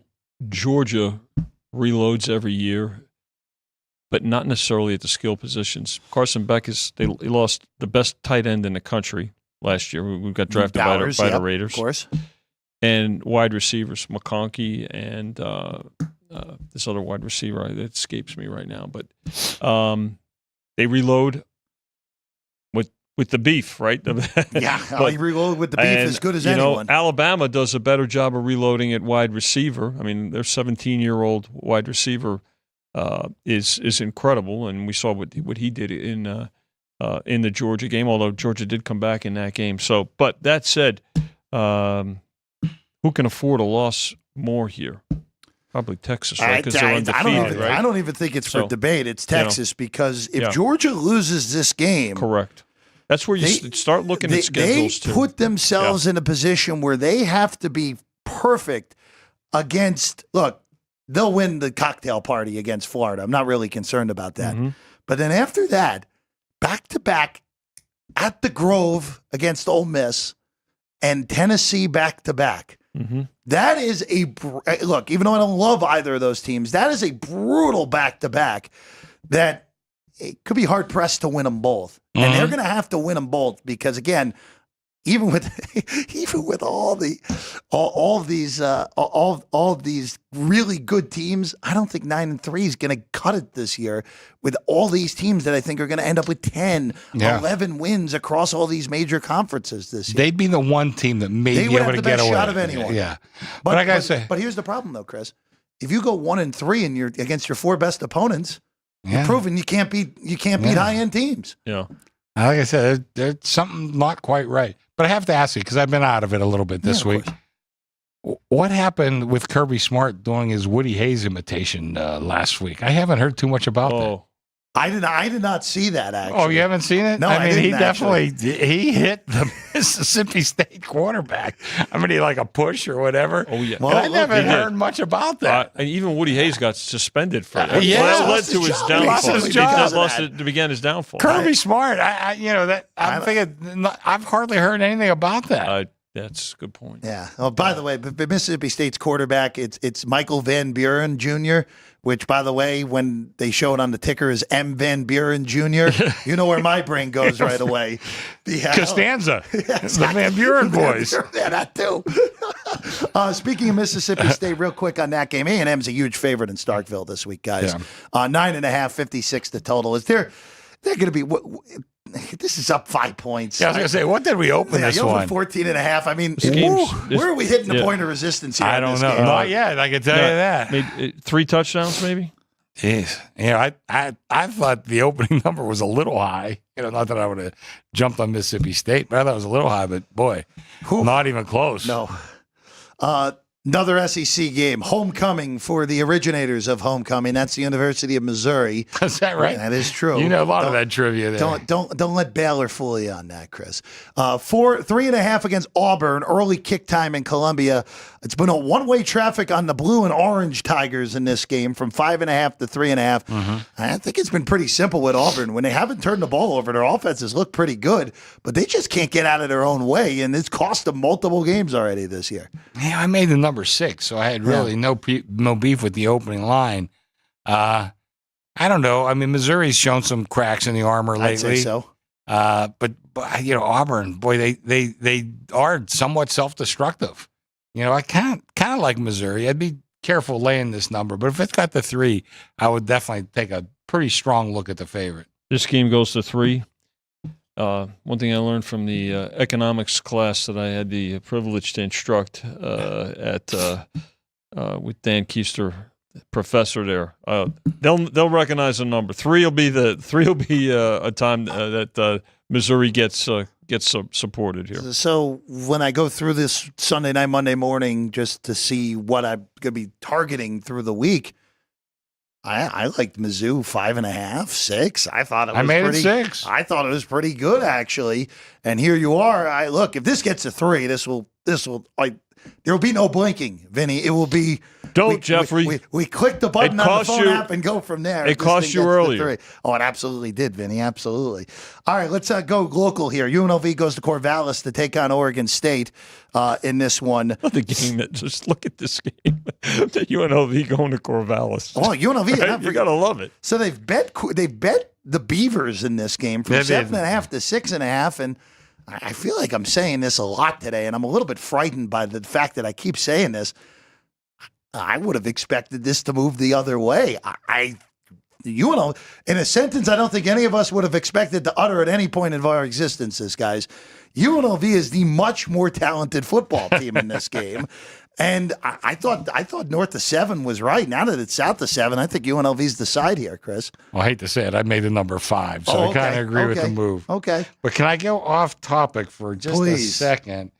We put out the teams to score the most points on Saturday, and I can't find it right now. Which one? Anyway, oh, okay, got it. The 2 of the favorites to score the most points on Saturday. Vanderbilt is the overall favorite. Playing Ball State is a huge favorite. And the other one, not quite the second choice, but like the third choice. I think they're the third choice. UNLV? No. No. New Mexico. Well, that's the 78.5 game, isn't it? So, well, it just shows you, though. I mean, at the beginning of the year, and you said, Chris, week, whatever the hell we're in, 8, 7, whatever. Who's going to be the 2 favorites to score the most points? Vanderbilt and New Mexico. But like Vinny said earlier, you have to make adjustments. It's a short year. Yes. You can't wait till week 14 to make your first bet. I mean, who wants to be in that kind of business? No. So we gotta make adjustments along the way. But if you'd have told me that 2 months ago, I'd say, are you out of your mind? No, it's but crazy. yeah, what is it? 78 is the total in New Mexico? 77.5 on New Mexico and who is New Mexico? Who is New Mexico playing? Are they playing Utah State? Yeah. Yes. Utah State's defense is an abomination. So still, as I'm going through, and I try to use math as much as possible. Are you kidding me? Yeah, no, it's How the crazy. hell is this happening? Crazy. No, but anyway, I agree with the move. I made the number 5. Let's go to something a little bit different, even though their offense is better. Iowa on the road at East Lansing to take on Michigan State. 39.5 total in this one. Iowa 6.5. There's some 6 in the market. This is one move, 5.5 on the bottom, now 6.5 at the top. You know what? If this thing touches 7, I'll very happily take 7 with Jonathan Smith and Michigan State. I know Iowa's offense has been better, but it's still an Iowa offense, guys. I like Iowa. You like Iowa? That's going to be one of my games. Okay. I got 5 of them, and that's one of them. I like Iowa in this one. I think, their offense is better. And they're putting up a few points, and I think they're going to keep the other side down pretty good. 39.5. Obviously, it's a very low total. Lowest total on the board, Vinny? Again, yes. Yeah, okay. Down 2 points. But I like the favorite here. I like Iowa. I would try to get 6 because every half point's really going to mean a lot with a total of 39.5. Yeah. But I like the favorite. 9-8. Oh, what time is this game? Oh, 4:30. Yeah. 4:30 late. I kind of wish this game was switched with the next game. You wanted this hidden at 9 a.m.? I did. Okay, Yeah, I don't blame you. Well, we'll definitely be hitting at 4 because of how great those games are in the late afternoon. All right, one last one, and I know our guy Roger in the chat is curious to hear what we have to say on this one. Indiana, 6.5-point favorites against the Huskers, 49.5. Guys, I'll just get my opinion out there because I gave it out on Frank's show. I like the underdog, even at the bad number in this game. With Indiana, 7, I thought Nebraska was great. Now 6.5, not as great, but still good. There has to be at some point where Indiana, who's covered all but one of their games so far this year, is undefeated. This is a spot they're not used to and not accustomed to being. And even with Cignetti being a big-time winner wherever he's coached, Nebraska's defense is really good. And this feels like a game where Indiana could still win. For sure. Win this game by a field goal. Win this game by 6. But I think Nebraska plays this game this is a tight game. This is an under game as well where Nebraska tries to play ball possession and rely on their defense. I like the Huskers in this game. Covering, not outright, though. I made a number 7. Right on it. But I kind of agree with you about, we're talking about support and resistance. Man, we got to be getting close to resistance with Indiana, don't we? You would think. I mean, Nebraska, you're talking about that defense. Their defense is really good. What's the total? 49.5. Yeah. Kind of an average total. A little on the low side. But I'm kind of with you, even though it's not a number play for me. Like I said, I think we're reaching the point where some resistance got to start showing against Indiana. I mean, they're good. Cignetti, Pittsburgh boy, love them. But how good can they possibly be? I mean, that's a pretty hefty margin against a defense that's this good. Toughest test for the Hoosiers, would you agree? So far? I have to say. I know they're undefeated. I don't even think it's a debate. Right? So, I mean, just I mean, going to UCLA early on was a big test. Yeah, but they passed with flying colors. Look, you could argue between the 2 road games. I mean, at Northwestern, they passed those. They passed them with flying colors. Look, for Indiana and look, if Indiana goes 11-1, like it's going to be hard for the playoff committee to not put them in, especially if their one loss is at the shoe against Ohio State, which probably will be the case. Let's be honest with ourselves. But look, if you win this game as a 6.5-point favorite at home, you get Washington, who's been awful away from Seattle this year next week. You get Michigan State in East Lansing. That's as easy of a road game as you could possibly ask for in conference. And then you get Michigan at home. They'll be favored. They'll be favored against Michigan at home, right? At this point, I don't even think that's for debate. And then obviously there'll be a huge underdog at Ohio State.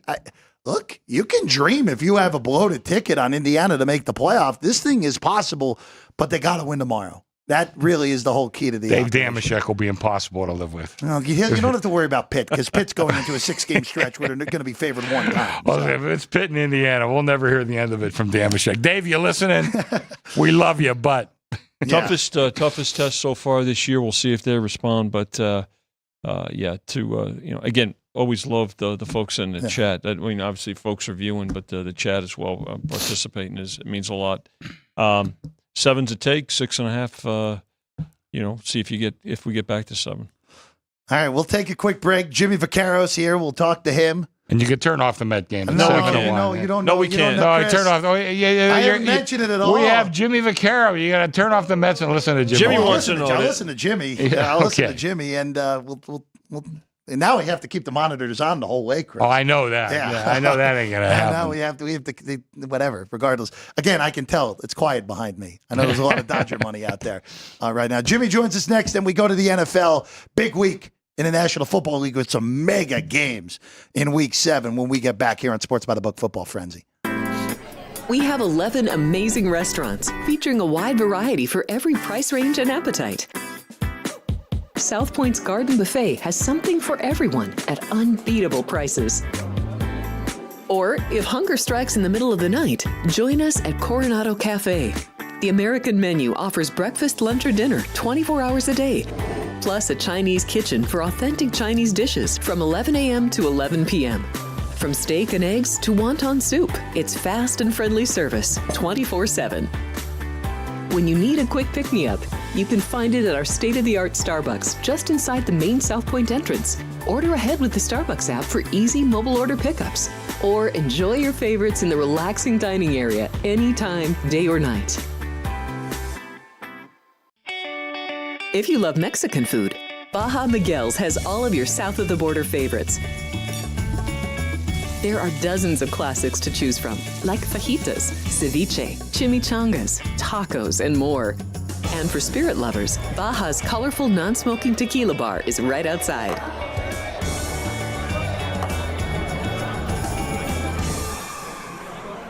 Or maybe you're in the mood for seafood. Big Sur Oyster Bar has fresh seafood prepared right before your eyes. Savor freshly shucked oysters, crab legs jambalaya, shrimp and lobster. Beers on tap and a selection of fine wines are perfect to pair with your seafood favorite. Whether lunch or dinner, you'll love this fun atmosphere, located just off the casino floor. Ready to shake things up? Step back in time and treat yourself to one of the oldest restaurant chains in the country. Steak and Shake, famous for original mouth-watering steak burgers and hand-dipped milkshakes in a variety of flavors. For some old-fashioned fun, try Steak and Shake.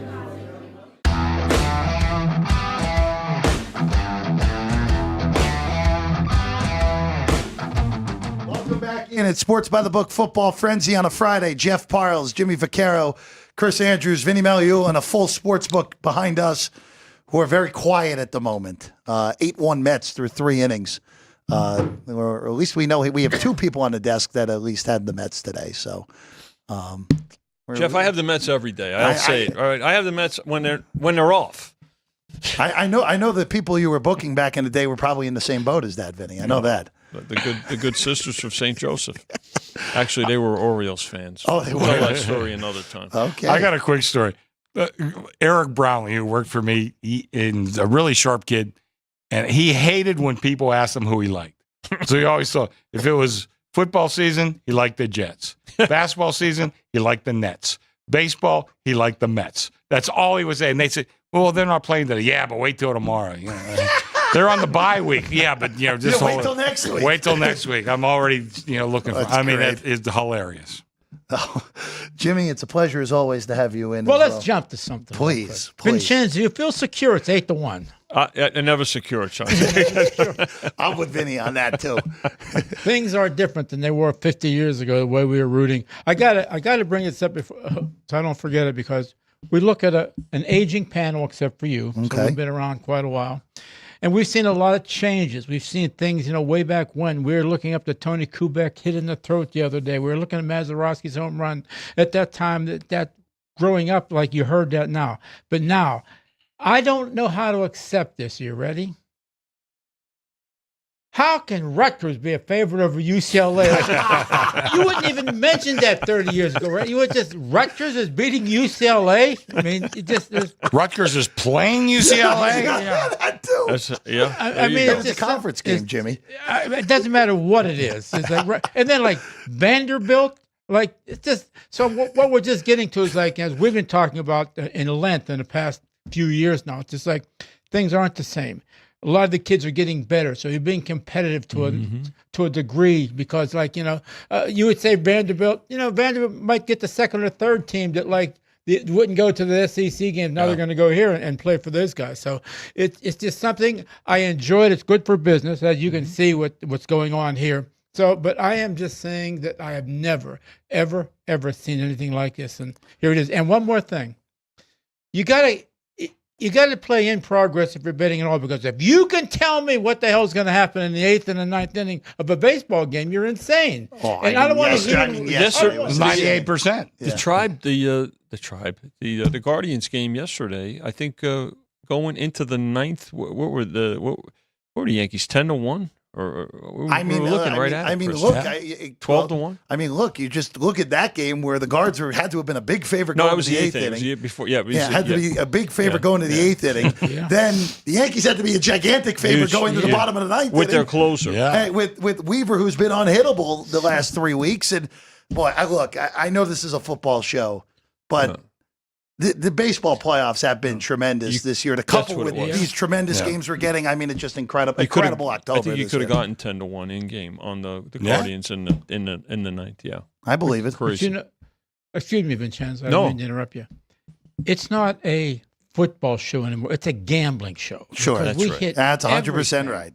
And it's just like it's everywhere. You see it, and you say that's not right. That shouldn't be right because it would have never been right before, but it is right now. But from an aspect of like people like us who are like, obviously we work in these situations anymore, it's quite different than it once was, and it'll never change. It only gets, look, it's 2:30 in the afternoon and you got a joint that's filled. So you can only imagine every other book from here to Taiwan is just as busy as we are because we've created a new way of people watching, understanding. They're not going to win anything. They might break even, but that's good for us. It just keeps coming back. Should I say that? Yeah, I'm going to say it. Like they're in a. Well, they did pretty good last week. I was going to say, except for last week. Yeah. Well, I mean, look, just run through the board last week. Honestly, run through the NFL right now. Look at this. What's this lady? What's she screaming? She's waving at you. I thought she was waving. She was something stuck in her she's throat. a fan. Now she's doing calisthenics. Okay. So, one more thing. I heard you were in the race out in North Las Vegas. You're driving? Oh, boy. Wait. Here's what happened. You two understand it. We got to help him out a little bit. He went to North Las Vegas. He wanted to get in the race, but they told him, you can't use a 57 Plymouth. That was Vinny's old car. That's right? Did you have a 57 Plymouth? No, I actually had I wish I had a 57 Plymouth. My first car was a 61 Pontiac. Okay. Yeah. Oh, it was a little better than you. Mine was a 64 Skylark. Ooh, look at you. A 56 Chevrolet, black and white, 3 on the column in the show, and whatever. 3 on the tree. 3 on, yes, we had. So getting back, and I'll get out of your way here. I love to see it. Obviously, we got our ass kicked last week, but it's just like another day. What are you going to do? But I like to see this because, first of all, and they're handling it much better than they once was. So I enjoy being a part of this at 79 years old. That's all I'm going to tell you. Jimmy, A couple of guys asked me, what if I beat your joint the way, what would you do? Pat you on the back, pat you on the back and say, I'll see you next Sunday. Next week. Yeah. What would you do? Pay you? Yeah, pay it. Yeah. You can't get even if they don't play. Yeah, 100%. We'll be okay. So how'd you do this week? How did I do this week? Yeah. What did I do? Don't be bashful. Go ahead, say it. I won. You were at the window. I was at the window, but at Frank's plays, I went 2-0, 2-1 on, which is good. Frank went 2-0. Frank went 2-0 because the favorites. I mean, favorites and over, right? What would you expect? Yeah, I mean, him and Dave Jensen had big weeks. Jensen. Wow. Anything with a minus. We have to put him on the show so people can see we're not kidding when we talk about this guy. Yeah. You got to see him face to face, and then you'll say the same thing after he's done that we say. What are you talking about, Jensen? But it's you know what it is? It's new customers. That's all that it is. Listen, we kid Dave Jensen, but he loves it. He bets his money, bets on the favorites. He roots for the favorites, and he does okay. He had a good week last week. The football looks like a great weekend again. Oh, incredible! I mean really, the college. Great games. Wow. Starting tonight. We got some good games tonight. Yeah, there is. You're right, Chris. Some good games tonight. Yeah, I mean, look, you look at the college games we already went through, and we'll get to the NFL in a second. I mean, there are 3 just gigantic NFL games, Yes, sir. and somehow none of them managed to make it into prime time. But that's a different argument for a different. By the way, time. we got some baseball going on too. Yeah, somebody just cleared the Paja's bases. just homered. It's 8-2 in the top of the fourth. And getting back to the football for a second, the NFL it's a pleasure to be a part of it. It's nutty, but it's obviously it's good. And here we go again. Everybody's a 2.5 or a 3-point favorite. I mean, they just keep playing each other. If you can tell me who the hell's going to even get to the Final Four with this stuff, it's insane. And what I get when I walk around is people are really, really juiced up, even though we got a little while to go on this college playoff system. I mean, it's just people asking me questions on how it's going to be set up, whatever. I said, listen, I'm as naive about it as I am, but I can tell you this: I'm glad that it's coming. It should have been here 20 years ago. Absolutely, like NFL playoff games, still be bet, and that's how we'll book them, no doubt. Thank you as always, Jimmy. Thank you, Jim. Gentlemen, see you later. Okay, We're going to start off. We're going to start off in London again. This is the final of 3 games in London before we get to send an incredible export over to Germany, aka the Panthers against the Giants. Oh, We're sorry, Germany. yeah. We're sorry.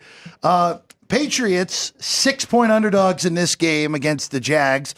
Totals bounced around 42, 43, 41 and a half. All I'll just ask you is, guys, after watching the Jaguars last week, if you're going out and betting the Jaguars, you either have some strong conviction and you think New England is truly, truly pathetic, or you just must really buy into the London Jaguars here, even after last week. I'm on the London Jaguars There he this is. week. I am. All It's gonna right. be one of my plays. Yeah. All right. I just think right now, I think New England is really bad. Maybe not the worst team in the NFL, but damn close. You still got Carolina out there. But I think right now, this is just such a must game for Jacksonville. And being in London, I think they got the best of the travel, being over there for a while. And I do. I like the Jags. It's one of my plays this week. I liked it better at 5.5, of course. But now that it's 6, I still like them. I like the Jags. You guys hit on the 2 key points. Bet against New England. Yeah. And the fact that the Jags are there for 2 weeks. That's that's the best angle for Jacksonville. Okay, back to back. And we saw it last year. Yep. They won the second game in London against Buffalo, who was the superior team a year ago. And now here you are. Again, New England is one of the worst teams in the NFL. You can't really argue that at all. 6 right now on Jacksonville. I'm actually looking at my New England. numbers. I have the Patriots 1 point worse than Carolina. Oh, boy. Yeah. That's not a good sign. That's not a good sign. That's not a good sign at all if that's the case. All right. Moving to the next game here. Atlanta is a 3-point favorite at home against the Seattle Seahawks. Total 51 on this one. Quite frankly, this is a really good game, too. Yeah. Where the Seahawks, again, they've lost 3 in a row, coming off a mini bye. Atlanta has really stabilized. Really, that win against Tampa was so big in so many ways. The bettors like the Falcons in this game from 2.5 to 3 on this one with this is a straight toggler, as we have. That's right. 49.5 to 51 on the total as well. Again, I like the favorite in this one. I think right now we've kind of underestimated the Falcons. I think they're a pretty solid team. I think maybe we've overestimated the Seahawks because they had a pretty good early start to the season, particularly on defense. But, right now I think the Falcons are clearly the better team. And I thought this number should have been north of 3 myself. But, right now we are going back and forth, 2.5, 3. But I like the favorite in this one. Seahawks benefited from a not as difficult a schedule early on. Mm-hmm. And let's remember that we had the Falcons favored to win this division going into the season for a reason, and it just took them a while to hit their stride. Now, listen, who knows? I'm not saying they're guaranteed to win it. Tampa's going to have something to say about it, obviously. But the thing about this game, laying 2.5, taking 3 for us, we don't need it to fall. They had a couple of games fall last week. One was a 3, one was a 7. And this is going to be one of those games where we don't need the Falcons by 3. I like the favorite.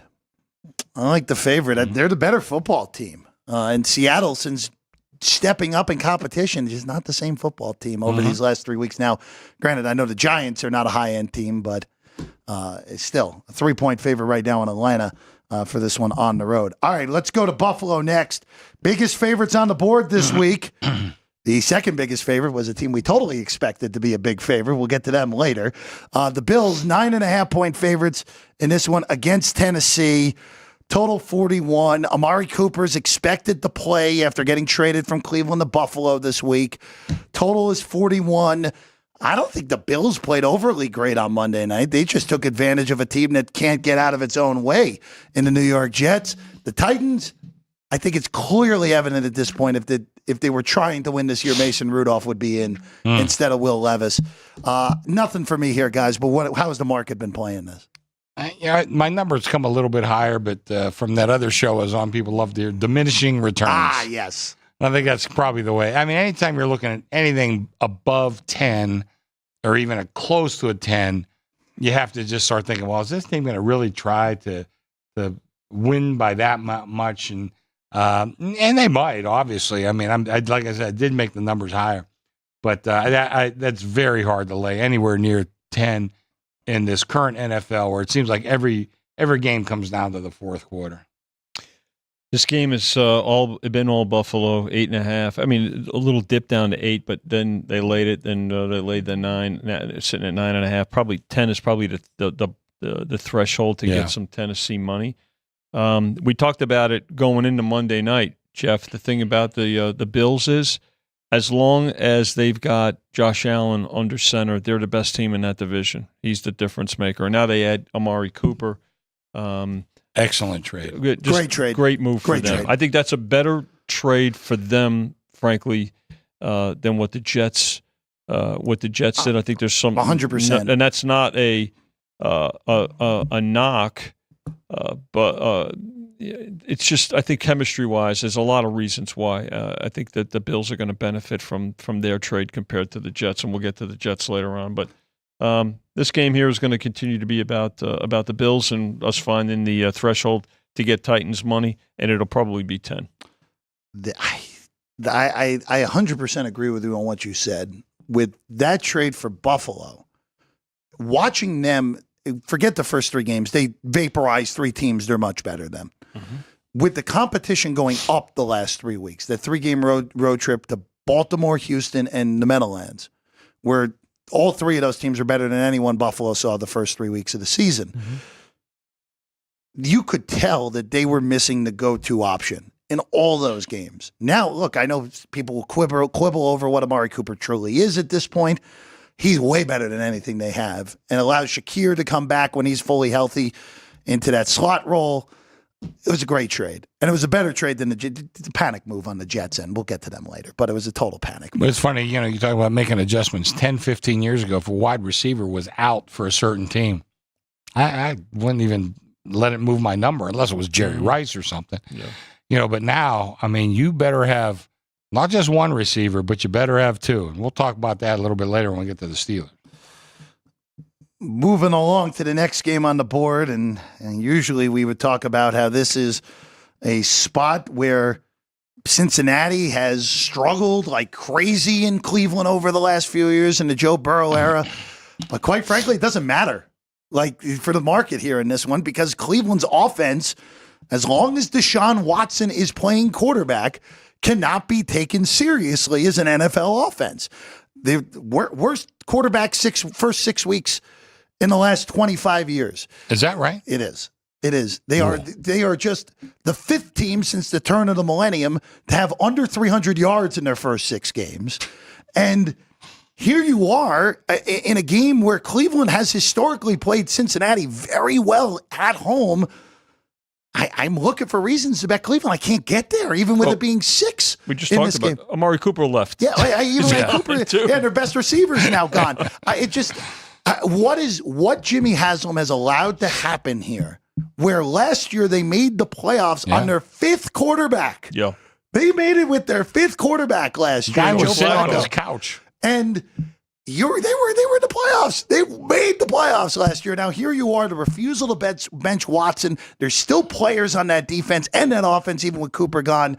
You can't tell me Jameis Winston wouldn't be better than this. He would be. Anyone would be better than this at this point. As a Steeler fan, let me just say it really breaks my heart. Oh, I know, Chris. You and Frank Paul. I think this game has to be 7 myself. Now, 7 is going to make you pause. Wow. On the road, too. On the road. But, I division. mean, you just went through all the reasons how hard it is to bet Cleveland. I think we get there to 7, and I think the wise guys will jump in and take the 7. But other than that, I mean, you look at the public, and they're going to look at this game. And, boy, that stat on Watson, I mean, I knew he was bad. I didn't know it was quite that bad. Oh, no, it's been terrible.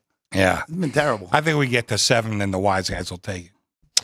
Total on this one continues to decrease, down almost 3 points. And again, I don't think that's real surprising given the Browns' offense, as you guys pointed out. So, but yeah, I mean, again, line movement is a product of the money coming in and looking for that threshold to get it back. What's interesting, so 5. It's just been a steady climb. They did take 6.5 a couple of days ago, but I think that was right before the Cooper trade, and now it's down to 6. You know, just for you handicap players out there, when you see that middle of the week move, it's usually the wise guys. Yeah. Public will come in, and we do. I don't know what the percentage is that we do on Saturday and Sunday, but it's a high percentage. You see a middle of the week move, one wise guy or group of wise guys that usually like the dog, and you'll see that effect. But that can get overcome easily come the weekend. Let's go to one of these mega games this week. Great cross-conference matchup at Lambeau Field with the Green Bay Packers welcoming the Houston Texans. And the Texans, without Nico Collins last week, no problem against the bottom feeder in New England. Now the competition goes way up here. And the Packers, ever since Jordan Love did that horrible pick 6 against the Rams, the last 6 quarters have been really darn good for Green Bay. Looking like the high-end team a lot of people thought they would be going into the year. Toggler, 2.5, 3, 2.5, 3. And here you are sitting at 3 right now with Green Bay, Chris. When I first looked at this game, I like Houston. I thought this game should be closer to a pick 'em. You start looking through the injury report, Houston has a lot of guys injured. And that at some point, I mean, you're talking about 5 guys defensively are either out or questionable. That's got to take its toll, especially against a pretty good team like Green Bay. Now, I'm still not 100% sold on Jordan Love. He does tend to make some pretty big mistakes. Conversely, I think, love C.J. Stroud, love them coming out of college, love D'Amico Ryans. Well, coaching for, the Packers pretty good too. But I think right now, we're right at the right point. We're toggling between 2.5, 3. With a fully healthy team, I would have liked Houston in this spot, but with all those injuries, it'd be tough for me to bet them. Probably, gun to my head, I would lay the 2.5 on Green Bay. Chris is spot on. I mean, the thing about it is that the injuries are impactful. They did get Mixon back last week, and he played well. Got Dell back everybody too, in well. Dell. So, but there's still more injuries. But speaking of Joe Mixon, the thing about it with the Packers are one of the best rushing teams in the league, and I think that's obviously what's made Jordan Love a better quarterback and a better passer, right? You have a good running game that gives you a lot more confidence and a lot more success. So Packers rushing the ball here, but again, a togger and right on that key number, sort of laying 2.5 and taking 3. I already laid 2.5 this week with Green Bay. I thought going into the year, and I said it during the summer, I thought the NFC North was the best division in football. Through 6 weeks, that looks pretty darn good right now. Clearly. It's not close. All the teams are 4-2 or better, and they're all, at one point or another, have played at a high level, including Chicago. You have to include that in. The last 3 games, Caleb Williams has been awesome. He's figuring it out. The last three games. And for Green Bay, look, there was a sense of worry when Love comes back and you get destroyed by your biggest rival at home after you win 2 games with bottom-tier quarterback play in Malik Willis. Yeah. If you lost that game to L.A., that thing could spiral. Like Love's confidence could go down the wayside. Yeah. Like, a lot of bad things could happen. And credit to Jordan Love, who, after that pick in L.A., was awesome in the second half, was unbelievable. I mean, they just destroyed Arizona last week. That game was really never competitive. I think they do it again today. And Houston, I will say, even though they beat Buffalo, I have not loved how Houston has looked against the better teams they played so far this year. Other than last week, I have not loved how they've looked away from home either. Tight win against Indy, destroyed by Minnesota. I think this is a good spot to go against them here. Well, I think the injuries that I'm worried about for Houston are on defense. Yeah, and they're like you said, the defensive injuries as well. And that defense has been awesome so far this year. They're the number one pass rush in the NFL. You keep losing guys. Weeks. You can't just compete at that same level. Let's go to Indianapolis. Colts hosting the Dolphins here, 3 on this one. It's still Tyler Huntley for Miami. We still don't know when we're going to see Tua, if at all, in this spot. The Colts, Anthony Richardson is back. Jonathan Taylor is not. He's out. Yeah. Still out with that high ankle sprain. This is now 3 straight games now that Taylor's missed. And here you are. For Miami, if they win and pull this upset, as obscene as it is, they'd be 3-3 with looking like arguably the worst offense in football at times this year. I'm not touching this one. This is a nice little cross it off because once Richardson was named the starter, you don't know what the heck you're getting out of Indianapolis on a weekly basis. You have no clue at this point. And with no Jonathan Taylor. Yeah, you have no clue. I like the Colts, though, in this spot. Well-coached team. Yeah, I think that, coaching, yes, Steichen, he's terrific. I think this number's gotten a little cheap, at 3. And, despite, Richardson, we don't know exactly what we're getting. Taylor's out. But still, I think the Dolphins, just, a horrible offense. I'll tell you what, the kid he's a pretty good coach too for Miami. I mean, he's shown signs of, I think I made the joke last week, he shows signs of being Staley-ish. I hope that's not the case because I really want all these teams to be good. But I think this number's gotten a little too cheap. I like the Colts -3. It's amazing. So the Dolphins, and the Tua injury's been significant, right? Oh, yeah. They're averaging, I think, 10 points a game since he's been out, which is about 17 points a game less than they averaged a year ago. Vinny, Miami's high water mark in the 3 games without Tua is 15. Right, but I think they're averaging about 10 points 15, a game. 15, 12, and 3. There you go. Yep. So, I mean, now, conversely, the Colts' defense has not been good. I mean, they're but this is the spot where they are at home. But we're going to see another game. I mean, it sounds like a bit of a broken record here, where you're just not going to need as a bettor. If a game falls 3 and you're on either side of it, right? You're going to get your money back. As a bookmaker, when you have a game that's toggling either 3, 3.5, 2.5, and 3, the 3 is going to hurt you. But you really feel bad for us, don't you? With the math, don't. But it's just right there. It's a play on the numbers, is my point. Yeah, 100%. And that's what professional bettors do. They do not bet teams. It's a reminder. They bet numbers. Let's go to a game that's a little better than this, shall we, guys? Oh. I would say this is it's so hard when there's a Super Bowl rematch, but this is the most important game and I think the best game of the day on Sunday, and that's Minnesota hosting Detroit. The Vikings are undefeated. The Lions are 4-1. The Lions are coming off just annihilating Dallas in every which way. The only problem with that win was that Aiden Hutchinson, with that significant injury, knocks him out for the year. And I still think Detroit really needs to trade for one of those pass rushers, whether it's Azarius Smith, Hassan Reddick, that's out there to replace Hutchinson, who is not coming back this year with that significant injury. Vikings are favored in this game, guys. 2-point favorites. There's a lot of 1.5 in the market right now as well. 50.5 your total on this game. This is a mega game in the NFC North. Can't wait to watch this one. Oh, it's going to be so much fun. But Hutchinson, I think, was, he was certainly between him and TJ Watt at this point for Defensive Player of the Year. I agree. Yeah. So I don't want to show the insignificance of him being out, but I still made this game a pick. We talked a couple weeks, Jeff, I think on this show, we said that, we're not sure if we're getting good Jared Goff or bad Jared Goff. Well, let me just tell you, after the last couple of weeks, it looks like good Jared Goff. I mean, I think he's right in the middle of the MVP conversation. So I'm happy you said that. I've said this with Ryan McCormick yesterday.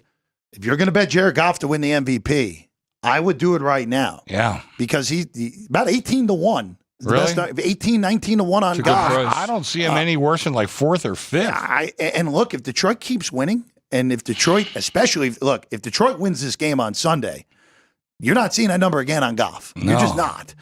If they lose, then yes, you Yeah, might. of And course, also yeah.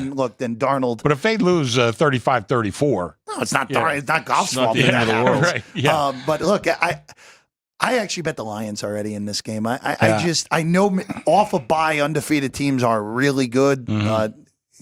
Earlier than week 7 buys, they're 9-0 in their last 9 games, Okay. and they're winning by an average of 20 points. That's from NFL Plus. It is. Minnesota started really showing those cracks in that game against the Jets in London. If you get pressure on Sam Darnold, he's going to start making mistakes. And even without Hutchinson, you would still think that Detroit might have the opportunity to do that. If I was out there, I think I'd take a stab on the lines on the money line. Yeah, I agree with you. Take a Chris. little plus That's money. Exactly what I did. And, because I think it's going to be a really tight game. 1-2. I mean, it could show up because these teams could be playing that close to the vest, when it comes down to it in the fourth quarter. But I think I would take a little stab on the lines on the money line. I think this game should be a dead pick. Yep. We've seen the Vikings play and beat some really good teams already. So you can't, say that this is going to be their first true test, right? They beat the 49ers. And so they're good. I mean, their defense is excellent. Detroit's defense has they've played man to man a lot for most of the season. Now, without Hutchinson, what's their adjustments going to be? They're given obviously some guys on the team already on the roster a chance, but I have to believe that there's going to be a trade, and it might be a multiplayer trade too. So to see, but this is one of the games that I'm really looking forward to this week, and we'll see two really good defensive teams. Yet the total is still on the key. By the way, we talk about key numbers on the sides. 51's a pretty key number when it comes to the total, right, Chrissy? So let's keep an eye on that too, and it's hovering right around there as well. Great matchup. I mean, that and Green Bay and Houston are 2 great games for 10 a.m. Pacific time. Now, we normally don't get that type of quality that early in the day. You know what to do? Come to the South Point. We'll have all the games on TV. 100%. Absolutely. Book's jammed right now. They'll be jammed on Sunday. Get here early. That's the advice. Definitely get here early. And that includes that Jacksonville, New England game over in England. All right, Saquon Barkley returns to the Meadowlands to take on the Giants. Look, the Eagles were pretty fortunate to win last week, even against a horrible team in Cleveland. 3.5's the number. There's a lot of 3 juice to the favorite at books that do that, Chris. Malik Neighbors is back for New York.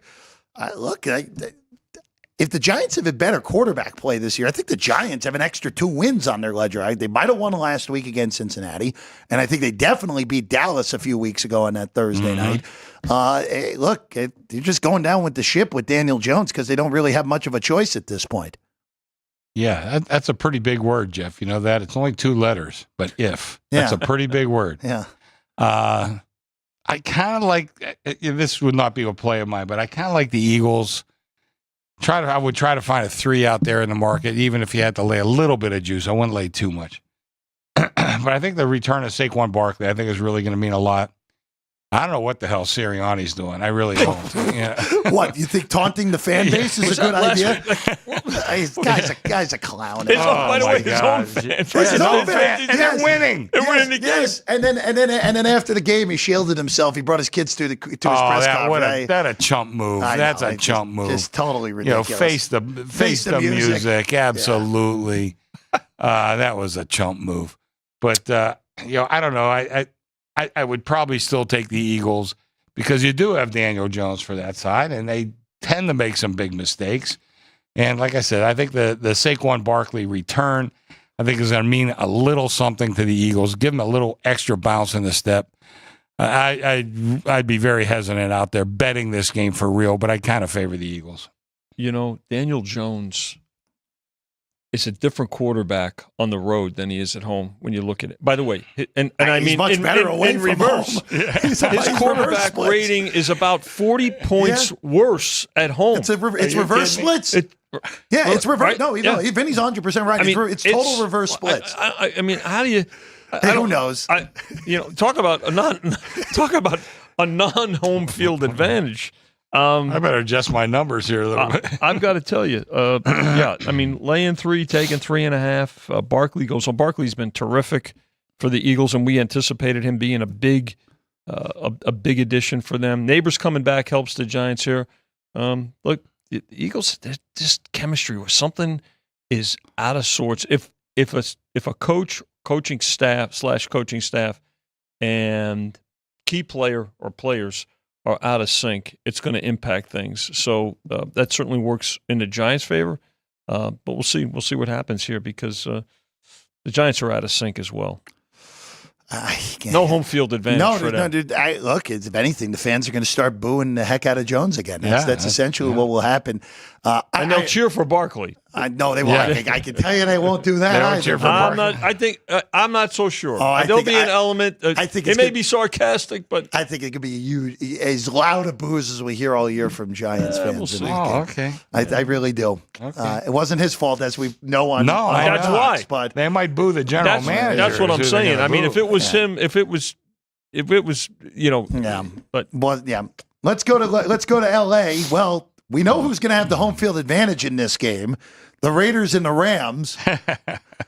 Doesn't matter to the line. Look, the Raiders are a mess. Devontae Adams gets traded. They're on their second quarterback in Aiden O'Connell. Jacoby Myers, their best receiver now, is out. 5.5 to 7. The Rams are still injured, even though it looks like Cooper Kupp has a real chance of playing in this game. Look, guys, the Raiders are a disaster. And the Rams can only get healthier as this year goes along. As beat up as the Raiders are, the Rams are a 7-point favorite. Yeah. And they you got to remember, they laid it up from 5.5. Yeah. I think the move's right, too. Yeah. I mean, the Raiders now, I'm really curious to see what Tom Brady's influence is going to be as a part owner. It's going to take a while. It'll certainly not going to happen overnight. But the fact of the matter is Raiders are probably going to be sellers, right, at the trade deadline. And they don't have much to sell, though, Vinny. Max Crosby. That's a big one. Yeah, whoever, boy. I'd like to see him on Detroit. Detroit. I'd like to see him with Michigan, Detroit. yeah. How about that? Yeah. Just throwing it out there. Talked about the midweek moves. Yeah. And you really have to pay attention to those because a lot of times those, especially when the wise guys come in on a favorite, because wise guys love to bet the dogs. And if they wanted to bet the dog, they know they could have waited and gotten a good number on the Raiders. When they come in midweek and lay a favorite, particularly in the NFL, you really have to pay attention to that. Now, my numbers come a little smaller, but not much. You have to really look at this Raider team that's in a lot of trouble. And, Jeff, you hit it. The Rams are going to get nothing but healthier. Cooper Kupp's coming back. Pretty good player. See Nakua at some point as well. I think we will, sooner rather than later. Look, that NFC is very jumbled. We've talked about it this week on the show. The NFC West is the most gettable division, and the Rams have already beaten the Niners. So we've talked about it too. Stay in the race. Got a shot. Stafford is one tough bastard. I mean, this he kid, sure is. He is tough. I mean, I am really impressed. And we know he's won a Super Bowl, had some years in Detroit where he didn't have quite enough to carry that team. But down here, he's kind of carrying this team with a lot of injuries. Yeah. And boy, that's just a tough guy. I'll tell you, I got a lot of respect for him. Hall of Famer Matthew Stafford. Yeah. I don't know if he'll get in right away, but he might have to wait a year or two. He deserves to get. We actually kind of talked about it on the punchlines today. The log jam that's coming for all this era of quarterbacks that will have to get in one way or another. All right, now we expected this team to be the second biggest favorite of the week. The Washington Commanders are 9-point favorites against the Carolina Panthers. Opened 8, down to 7.5 initially, now back up to 9.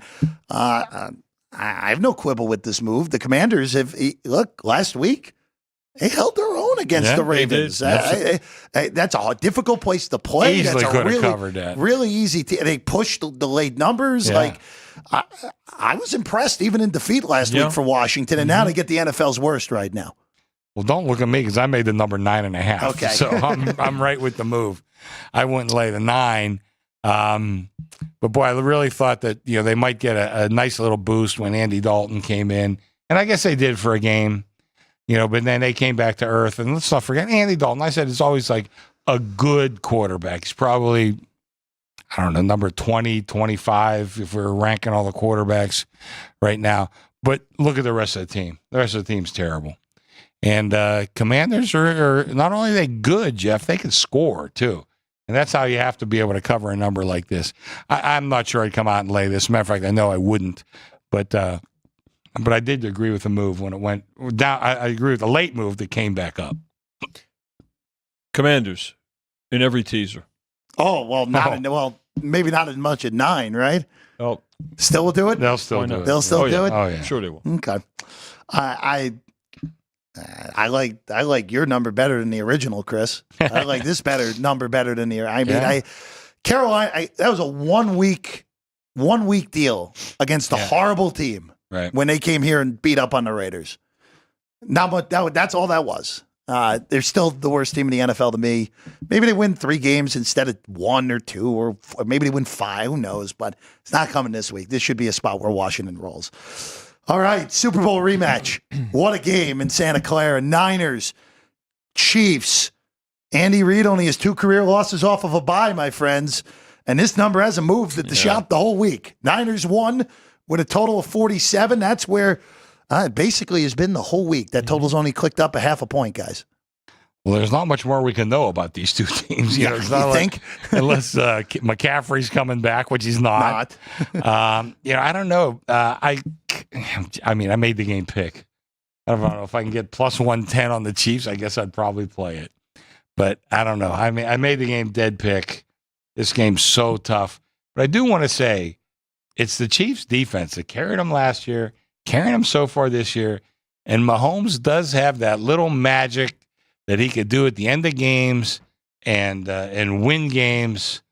But he's not been the best quarterback in the NFL this year. No. I'd put him I'd have to look at it a little more closely, but I'd probably put him at number 5, maybe somewhere in that range, which is still pretty damn good. And, when it comes down to the last 2 minutes, then he might be up to number 1 or 2. And I think this game easily could come down to the last minute or 2.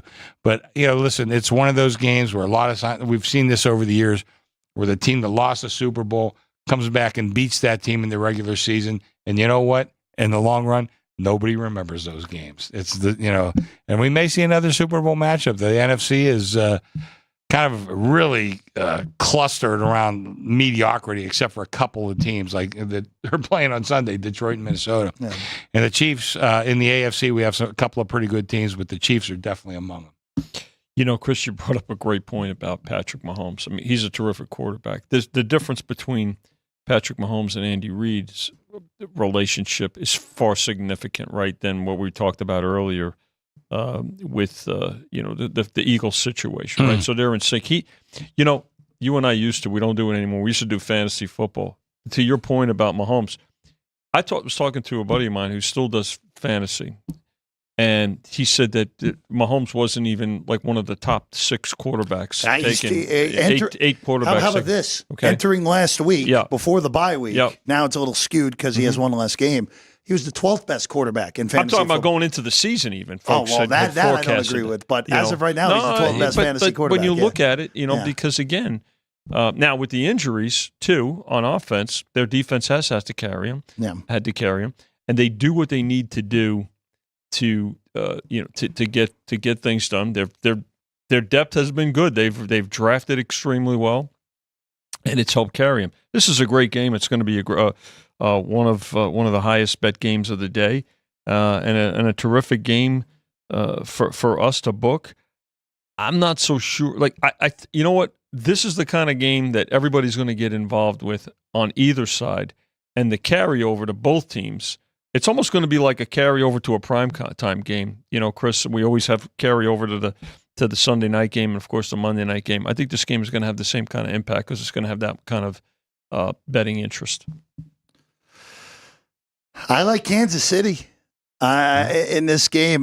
Look, the Niners are more than good enough to win this game, even without McCaffrey, even with the issues they've had on defense. But Andy Reid off of a bye is just as good of a thing as there is. He's got the most wins off a bye of any. Yeah. San Francisco is getting healthier, though. They've had their problems early in the year. Besides McCaffrey, the team is starting to get a little healthier. They get the full healthy roster of 53 guys. Because I'm going to go off target, off subject a little bit. A lot of times to win the Super Bowl, it's not the best team; it's the healthiest team, healthiest among the good teams. I agree. And if this team gets healthy, look out, buddy boy. That's a division that is, again, very, very doable at this point for the Niners. Even with all the issues, they're still in first place this week. Right, we forgot about that. Right now. All right, let's go to Sunday night.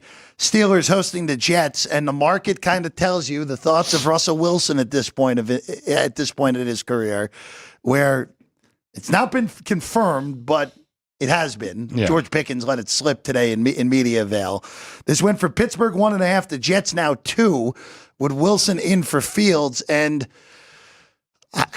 look, I get it. You brought Russ in to be your starter. He's fully healthy. Okay. Yeah. The timing in this move makes no sense. No. You're facing a Jet team that can't stop the run. And you eliminate an extra element to your offense by putting Fields on the bench and having Russell Wilson as your quarterback in this game. If you really want to do it, wait another week. I agree with the move here. I'm not betting this game because the Jets are completely unreliable at this point. But I don't get this from Pittsburgh one bit, Chris. It doesn't make sense to me to do it now. Well, the first thing, let me say as a bookmaker, we are going to do huge business in this game. Yep. Because, you look at all the other games coming in. We did get trounced last week, so the players all have a lot of money. We're going to have a lot of things going into this game because of the drama. You got Devontae Adams coming to the Jets. You got the quarterback change in Pittsburgh. Pittsburgh, absolutely one of the most public teams out there. But Aaron Rodgers brings in a lot of drama one way or the other, whether you like him or not. So we're going to have a ton of business on this game.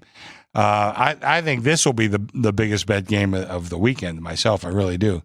The other thing, to your point, Jeff, you talk about Russell Wilson. Is he a better passer than Fields? Yeah. Yes. Who's he passing to? That's a great question, right? Okay. Other than Pickens, who? And Pickens has been hit or miss, and I'm being nice there. I was going to say mostly miss. Yeah. So in the modern NFL, and we talked about it a couple games back, I forget who we were talking about, you need more, receivers. Back in the day, 15, 20 years ago, receivers were out of a game. You wouldn't even move the number. You wouldn't even look at it. But now in this current NFL, not only you need 2 receivers, probably 3, and the tight end. Now, Pittsburgh does have a good tight end. I like Freiermuth an awful lot. Yeah. Pickens, hit or miss. I don't even know who these other guys are. So, I mean, you look at, Wilson, I first of all, like I said, I like Tomlin, stick up for him a lot. But you can tell Russell Wilson was his guy. That's the guy he 100%. wanted. He wanted Russell Wilson. He got him. Now he feels like he's got to play him.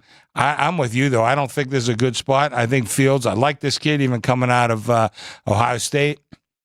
He had a bad turnover problem. He has not turned the ball over this year. What's he have? 1 interception, I think? 1. I don't know if he has any fumbles, but, I think he has played well. You take away that run element that you need right now with Pittsburgh against a terrible run defense and the fact that Pittsburgh doesn't have any receivers. I'm not sure about this move. I'm not sure I'd go out and bet the Jets, Jeff, because like you said, they seem very unreliable. But I think this will be a great booking game, and I think we're going to do a ton of business on this one. Of course, he's 100%. This will be the handle game of the day, particularly with all the carryover. But, the Jets, you wonder – you mentioned it earlier, Jeff. Is it a desperation move to get Adams? Yeah, they have to do something. The offensive line has still got to be able to block. And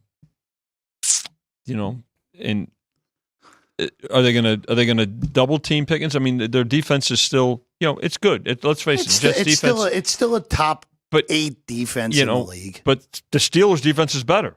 Their pass rush has been the best in football and so far. And they're gonna come after to Rodgers. I'm trying to think in this game which move, whether it's the addition of Adams to the for the Jets, and now if Russell Wilson starts, which one has a bigger psychological impact?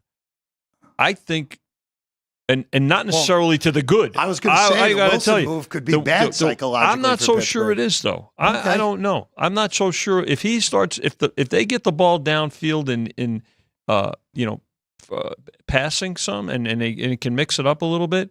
I think everybody's going to be just fine with it. I think I'm not so sure if this move by the Jets is gonna it's not gonna help them immediately, in my opinion. It shouldn't. I mean, these guys had 60. They combined for 60 touchdowns previously. Yeah. That was 5 years ago. 3 years ago. Yeah. Okay. I mean, look, it's again, it reeks of desperation, and bad organization is going to bad organization. Look at the Browns. Also, we already talked about this with that. And again, for the Jets, look, if you win, the stupid part of this whole thing for the Jets is if the Jets win this game and then beat New England next week, they're 4-4, and okay, all right, could be worse through 8 games.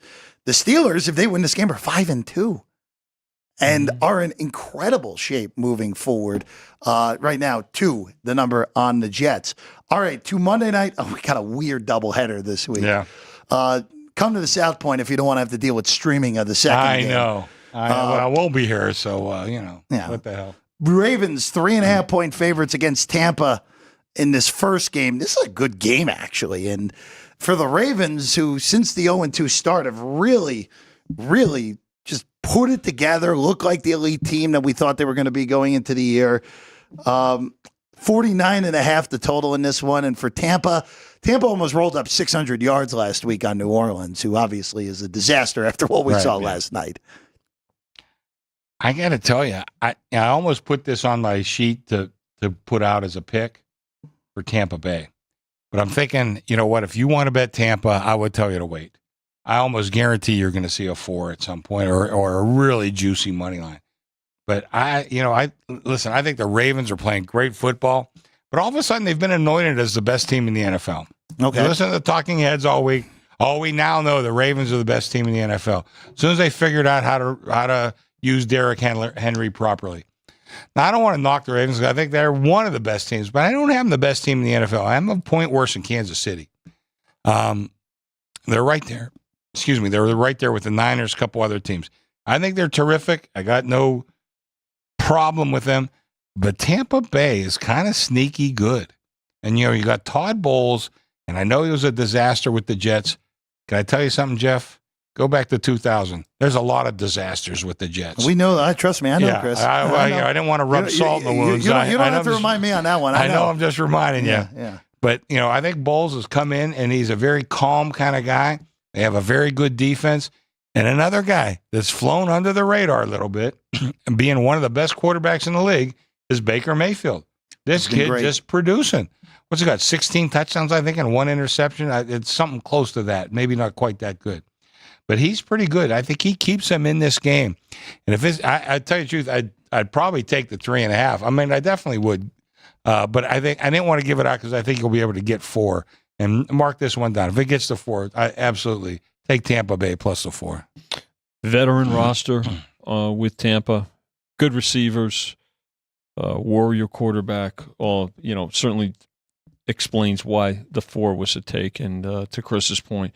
It's not oftentimes you see a game toggle between 3.5 and 4, but this one may be the one. So, and a lot's going to depend too, right? What's going to it for sure. So, yeah, for sure. But good game. Actually, a pretty good doubleheader, really, when you think about it. Always good to have a doubleheader on Monday. Yeah, late game here is Arizona and the Chargers. Doesn't jump off the page, but it is a pretty reasonable game here. 2 with the Chargers on the road, 44 your total. Chris, quick thoughts on this one. I don't really have much of a feel for this game.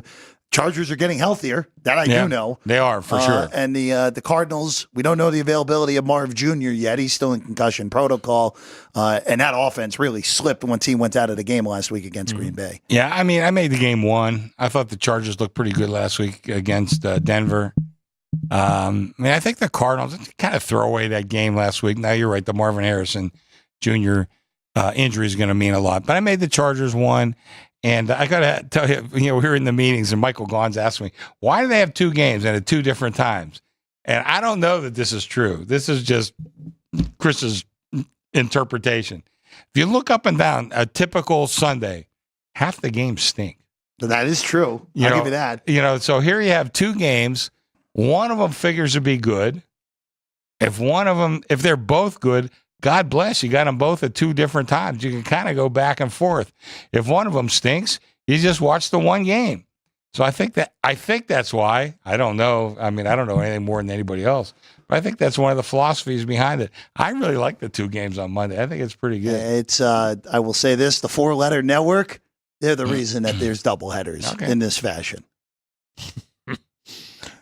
I think this total is going to continue to go up. I agree with that. This total is not going to, I mean, 43.5 went down to 42.5. Like, this game is going to be high paced, and I think the bettors are going to take it much higher than the current number at 44.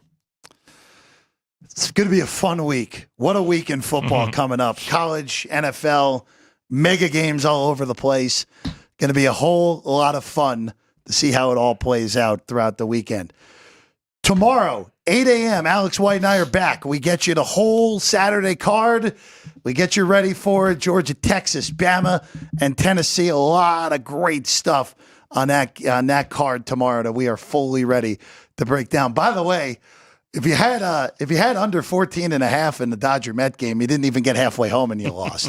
It's 10-5 New York through 4.5 Softball game in Queens. A long way to go. Long way to go. Now you can turn it back on to let Jeff wrap up.